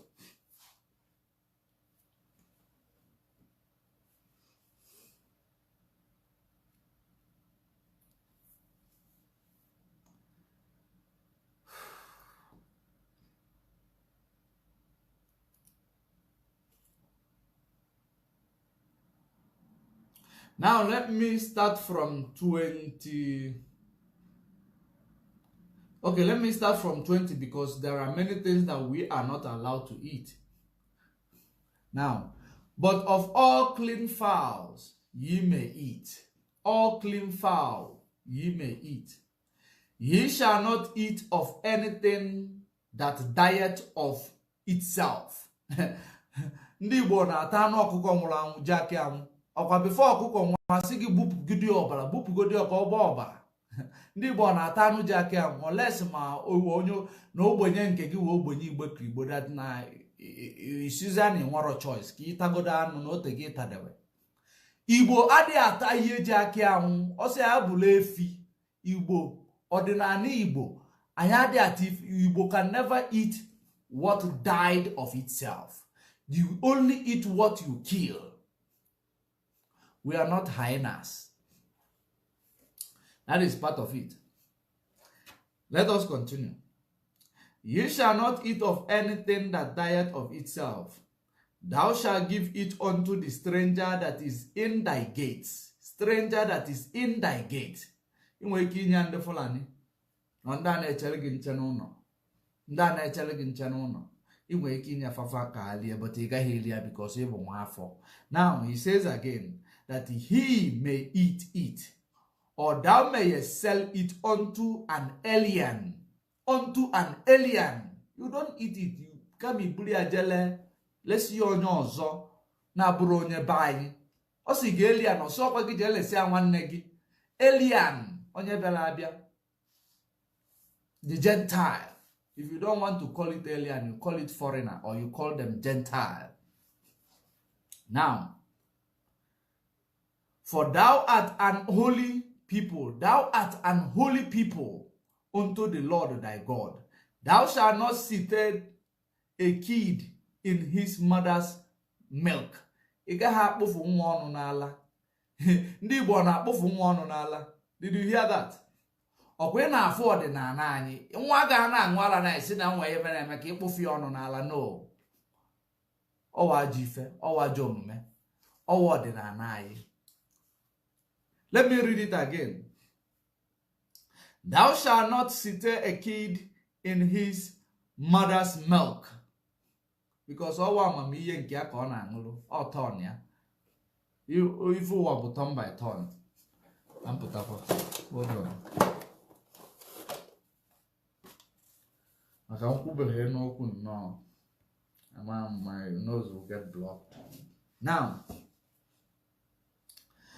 and if the way, okay, no, I think I have run too fast.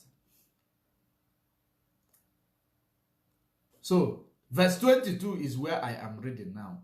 Thou shalt truly tithe all the increase of thy seed, that the field bringeth forth year by year. And thou shalt eat before the Lord thy God, in the place where he shall choose to place his name there. That time, the place he chose to place his name there was in Jerusalem, where he gave our ancestors, Nanya Adam, before this millennium, colonialism, migration, invasion, crusade started. We used to do it in Jerusalem, wherever you are, during the season of tithing and offering. That's why Jerusalem knows no peace. Everybody is fighting to conquer it. Iran is fighting for Jerusalem. Taliban, what do you call this Taliban place now? They are fighting for Jerusalem. A lot of people, because they know what that place signifies. It is the ancient glory of that Jerusalem that is all about. That was where our ancestors used to do it. Now, he says, the tithe of thy corn, of thy wine, and of thy oil. Did you hear that? Or say, no, of thy money. Did you hear any place he say of thy money? No. Or say of thy wine. Because all no is from a tree you extract nkwocha. Osoro ge nke eji akalo. Osoro go wine nke anu wando chalolo. I don't know, well chemical preserve. Wasi gi the tithe of thy wine. Nkwocha gị nke si n'enu osisi alitu ukwu akwụ. Ije teche mmanya gị ọcha, teche mmanya ọcha ahụ. Ọ tithe ya ịkwọ tithe, iwere ya kwọ tithe. Listen to it.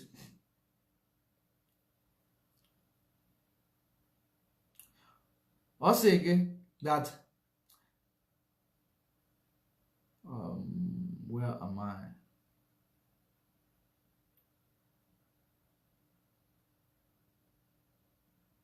Thou shalt truly tithe all the increase of thy seed, that the field bringeth forth year by year. And thou shalt eat before the Lord thy God, in the place which he shall choose to place his name there. The tithe of thy corn, of thy wine, of thy oil, and of thy firstling, the first fruit, first thing, of thy herds and of thy flocks, thou mayest learn to fear the Lord thy God. Remember Cain and Abel. They did not tithe with money. They tithe with the harvest of their farmland. But today, pastor chọrọ envelope. And if the way be too long, let's see how it can be converted into money. And if the way be too long for thee, so that thou art not able to carry it, those animals, those wine, those all these things, if the way is too far, that you will not be able to carry it, or if the place be too far from thee, which the Lord thy God shall choose to set his name there, when the Lord thy God had blessed thee, then shall thou turn it into money. You sell it. You sell those things. Did you hear that? For those of you who say there was no money that time, it was people who are farming. There was no workers. People are not working. Did you hear where it makes it clear? Then you shall sell it, you convert it into money, and bind up the money in thy hands, and shall go unto the place which the Lord thy God shall choose. Now let's see whether it will say give it to your pastor or to your priest. And thou shalt bestow that money for whatsoever thy soul lusteth after. If obuna na go bigi, anything your soul lusteth after. If obuna eche ji atumpo, iwele atumpo. Na gekwenti ofuma o.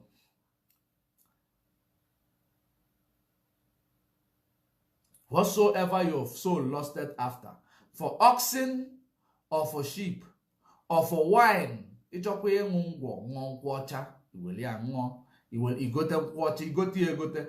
or for strong drink, also strong drink, kai kai, or one or kai kai ki chokwa, golo kai kai, or for whatsoever thy soul desireth, and thou shalt eat dear before the Lord thy God, and thou shalt rejoice, thou and thy household, and the Levite that is within thy gate. During the time of our ancestors, when they keep our ordinances, there are people, there is a particular tribe amongst the 12 tribes of House of Jacob or House of Israel. If you don't call it House of Israel, you call it House of Jacob, because when we call it Israel, many people like Matthias will be misunderstand it and say that but so the house of Jacob, they will have to, there is a particular tribe called the Levite. This Levite, those Levites are the people, I believe it is the reason why they created monks. Roman Catholic or whatever, they created monks today. Monks are the people, these Levites were the people, they don't own any inheritance. They don't have farmland. They work only for God. They don't have farmland. They don't have horse. They don't have car. They don't have anything. They only work in the vineyard of God, which is they work for church, in the church. Not this type of church, that the auditorium, the millennium. They say you should call them and eat with them. He didn't say you should call them and give them. Those were the pastors, because Jesus, Moses was a tribe of Levite. Moses, he was a tribe of Levite.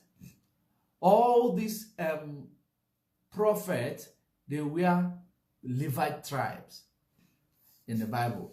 So they own no inheritance with thee.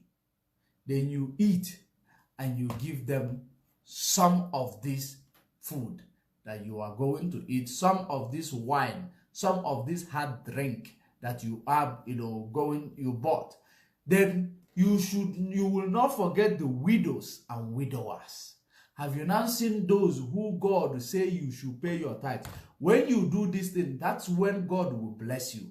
That's when he will remind you of Micah 3:11. When you obey the Lord, he will open the windows of heaven. Sorry, Malachi 3:8. Malachi 3:8 down. He will now say, he will open the windows of heaven. Not Malachi 3:8, Malachi verse 3. I think after the 8, around 9 or 10, he will open the windows of heaven and cause the blessings that you will never be able to contain. And that blessing was what? It was called rain. When rainfall comes, it waters the ground. That when you plant your seed for the coming year, the seed and the ground will be fertile in order to produce a very, very profitable seed for the next season, for another tithe, because you obey the law and God will obey his promises to you. So each time we eat jofo, you call the people on Weroko Rafa, the widow, or the Kweba, Ngole Abadawana, Manafum na Facebook, you also na choose soon, Faji also na choose soon.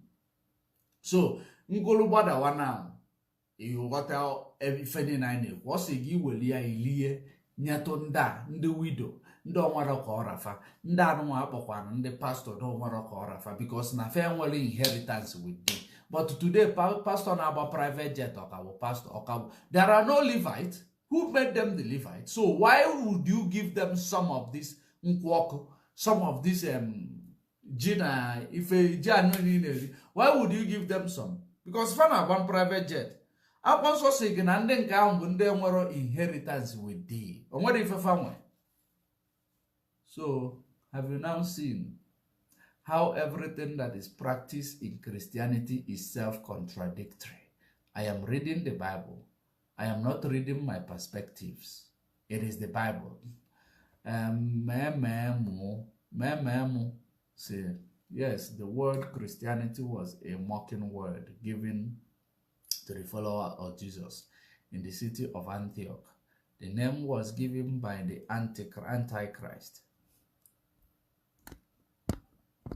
Let me read it further.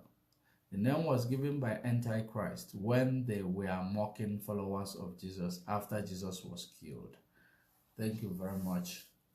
We are on the same page. I also want to see those who were not in the same page commented. Unfortunately, I was not able to make my number, but we can't get any call from these 14 people watching here. But it is important that we know exactly what is the truth. We are dominant. We are original. And I'm not being prejudiced against any other race. I am not. Because there is, black is original. Blacks is original. It is reality. It is, if you check the studies of, biology, genealogy, all these things, you will find them that black is original. That's why we have melanin. Other color does not have it. So, if they are telling us that our ways were barbaric, they are liars, because their ways were barbaric. We taught them many things that they know today. And they used it against us because we were willing to give out information. They learned it, they used it against us. They saw it to be our weakness. And that's why they are dealing with us the way they are dealing with us. Believing that we are weak. But our virtue is not our weakness. We were not weak. We were just good. We were just too good. Many people believe that black people are evil today. But ask yourself, no matter how much evil black man will be, they will never kill the amount of or the number of people other people have killed in this world. Both the one killed systematically, both the one killed violently. So they will never reach that. There is evil. The fact that you are black does not give you a pass to righteousness. There are real black evil. There are real black evil that when you see these people, you will actually contextualize it to them, their behavior, to that depiction of Angel Gabriel and Lucifer that they have depicted after this triangle Jesus with Ako Mugai. Because there are real evil in black. It doesn't mean that every black are good. There are many races in black. But the reason why I generalize the color black is because black is original than the rest. There is black and others. There is black and others. Now, this is black. This is white, right? This is black. This is white. So we are which one of them is a color of human? This is black. It signifies it is more like color of the Egyptians, the ancient Egyptians, the original Egyptians. They are dark. That's why they were called blacks. They were dark. That's why they were called blacks.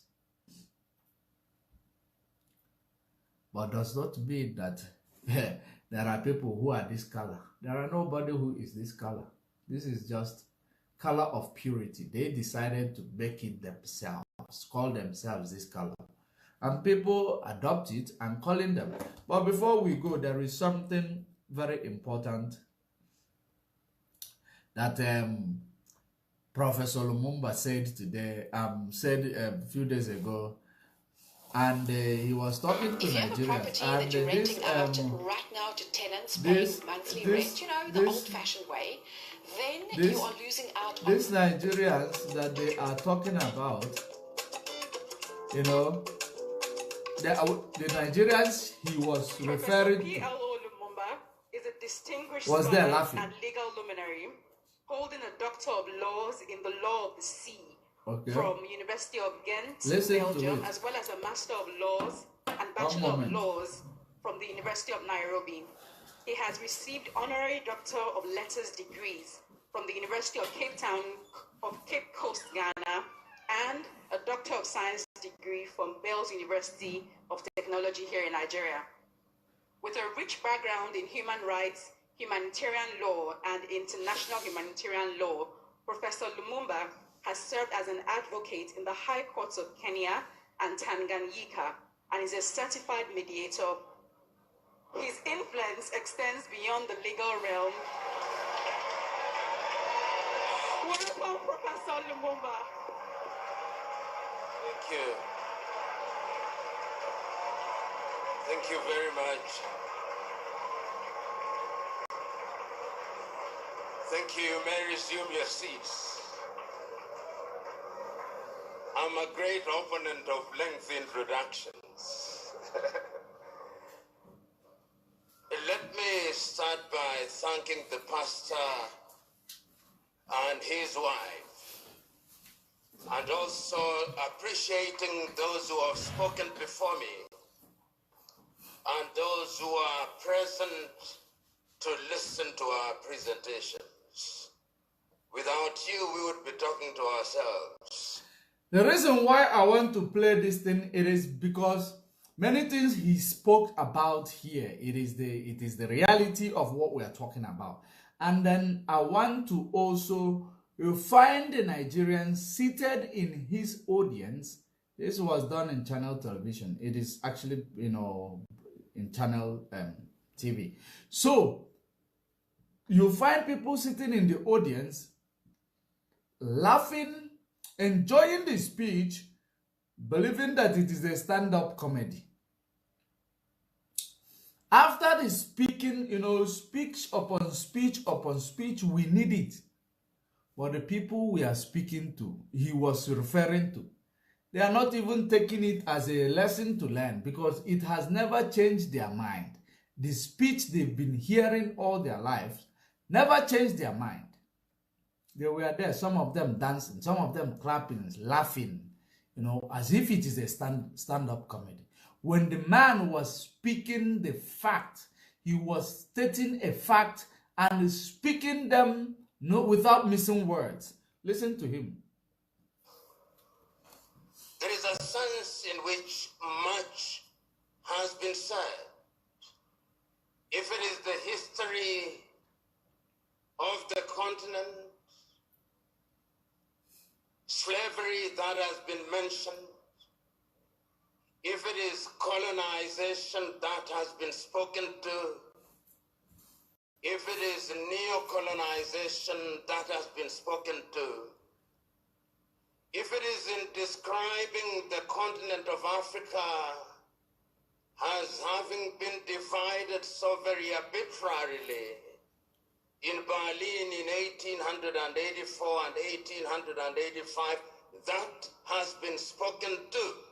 And we have been told so very correctly how that continues to bedevil the continent of Africa and to undermine our attempts at unity. Those of you who are students of history will remember that in 1963 in Addis Ababa, Ethiopia, and in 1964 in Cairo, Egypt, the debate was, should we redraw the boundaries? It was agreed by the founding fathers then that that would be an exercise in fueling conflict, and that if we were moving towards unity, then redrawing boundaries was unnecessary. The OAU was, of course, founded in 1963, a weak organization which, as it were, introduced the concept of inviolability of boundaries and placed emphasis on sovereignty. We have been told that that could very well be the reason why Africa's growth has been stunted. There are those, and there's them who has told us so very effectively that upon consultation with the gods, he has been told very useful things, and the gods are right. Hi, I'm Tika Tawari. This self-driving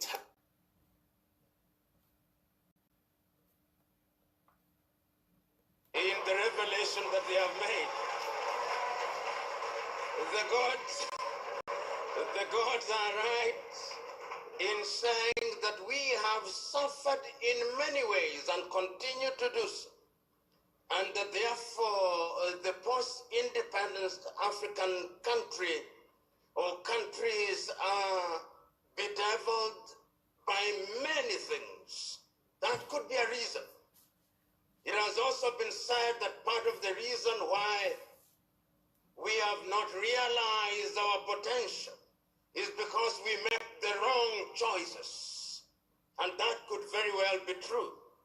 And my brother who spoke about choices so very well told us that it all rests on the choices that you make. And you who are Christians will remember that at critical moments, even in the Christian tradition, it has always been a question of choices.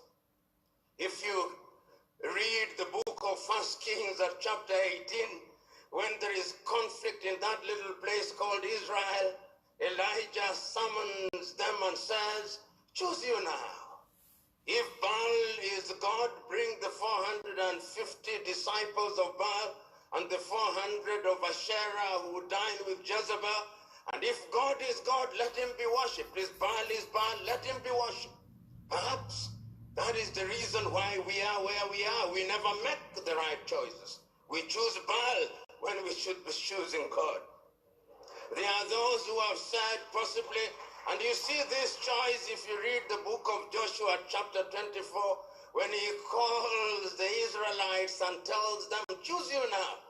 Do you want to worship the gods whom your ancestors worshipped before they crossed the river, or the gods of the Amorites in whose land you dwell? As for me and my house, we shall serve the Lord. Perhaps we are not serving the gods, and that the gods are angry.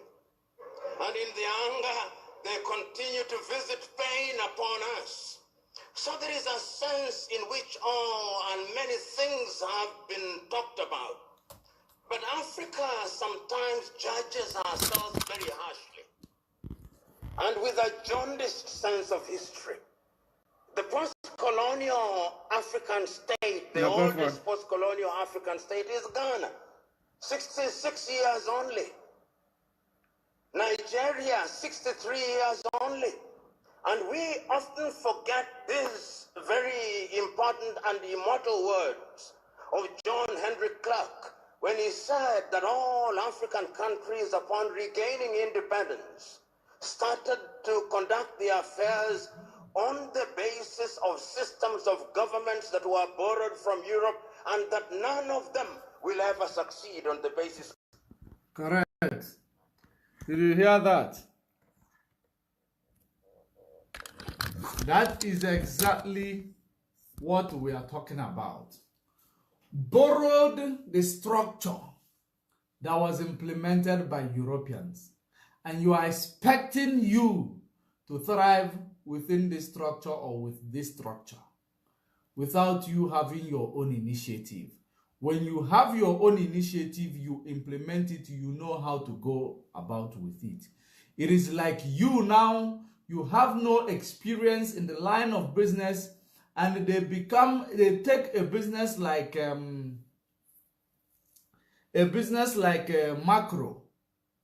macro, a big business like that, macro, or even a business like ShopRite, and they give you to handle. But you don't have experience in any business. You just go there to handle the business. How will you handle it? Where will you start? They did not show you the way to make it in the system that they have created for you, because they know that you are not used to it and you can never run the system. In our own case, we are Republicans. We are Republicans. So the structure that they have given us or we have borrowed from them can never be, it will never work for us. It will never be sustainable. Because it is not what we are. It is not what we can run. That is it. That's exactly what I was waiting for you to hear from him.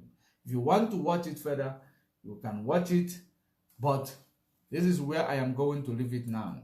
Facebook is at work, but we will show Facebook that what they are doing, the psychological warfare that they are actually waging against us, will never stand the test of time. The message must be preached. As long as we have put out the message out there in the public domain, one day people will assess it. Becomes very, very important. Until we meet again, we must go back to our root, our good norms and value system, and forget all this, all this so-called barbarism they called us, because we are not barbarics. They were more barbarics than us. They were barbarics. Not us, but the stereotyping African people was systemic stereotyping. And that systemic stereotyping was actually, rooted in the history presented to us. It is a systemic stereotyping. And that is the reason why we are so scared in going back to whom we were before they came. And the only way we are going to succeed is making sure that we go back to that. We go back to being Republicans. That's how we are going to survive. But until we meet again, the truth is hard. It is difficult when spoken. And speech is very, very easy, but implementation is very difficult. But a journey of 1,000 miles, you start with one step, and that step is speech in our journey. Stay safe. Bye for now.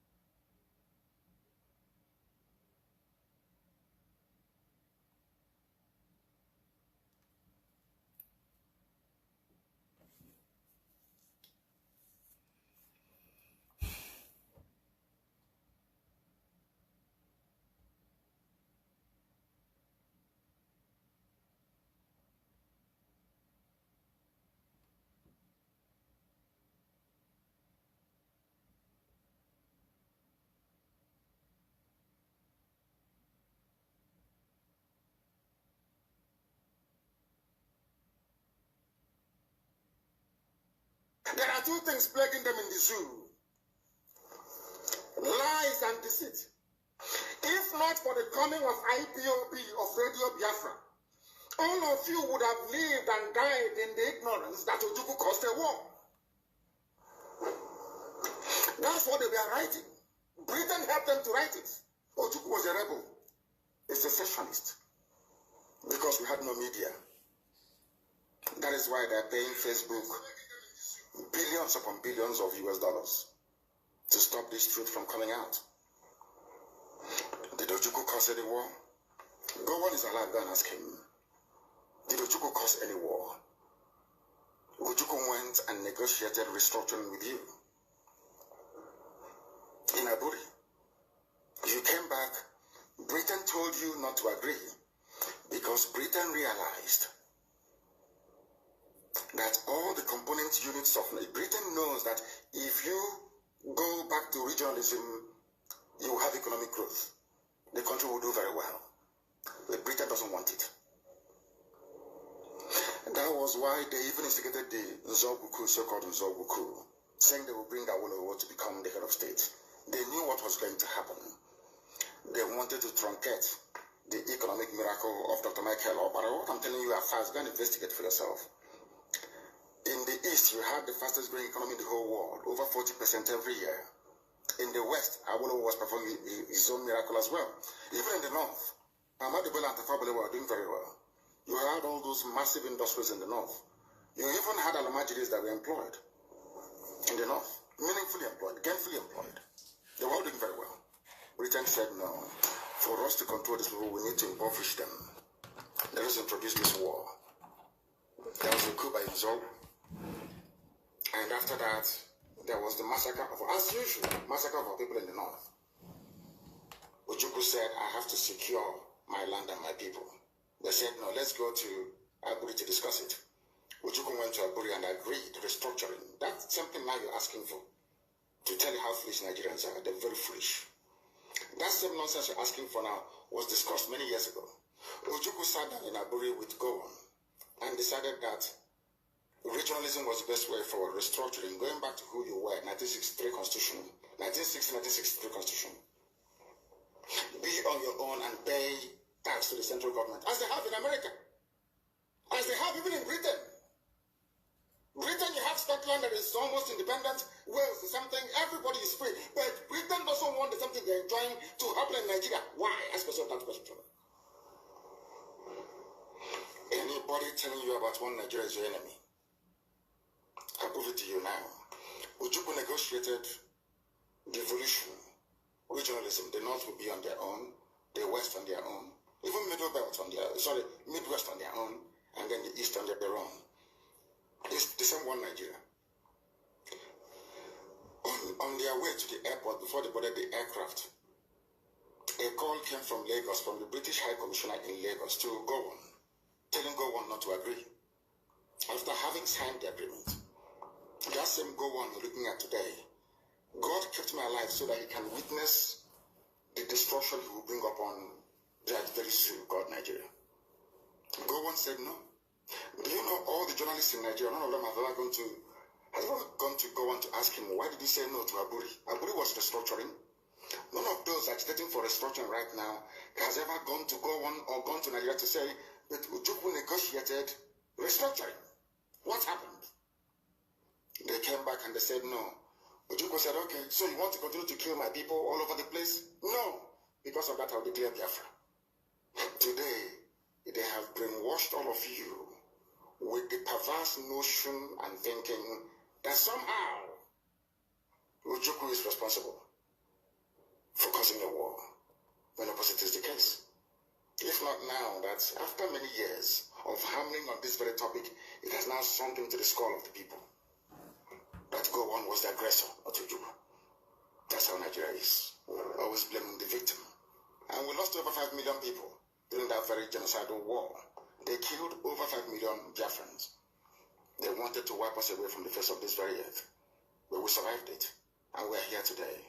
Those they gave birth to, they have come. And this time with a wrath that you cannot even begin to imagine. And Biafra must come. It must come. Okay, good evening, good morning, and good night to some of you, depending on where you are watching from. You are welcome to this program. While you are joining us, share the video, invite others to join. Share the video, invite others to join. We are live again, we are back again. We are here to make the record straight, because we can see that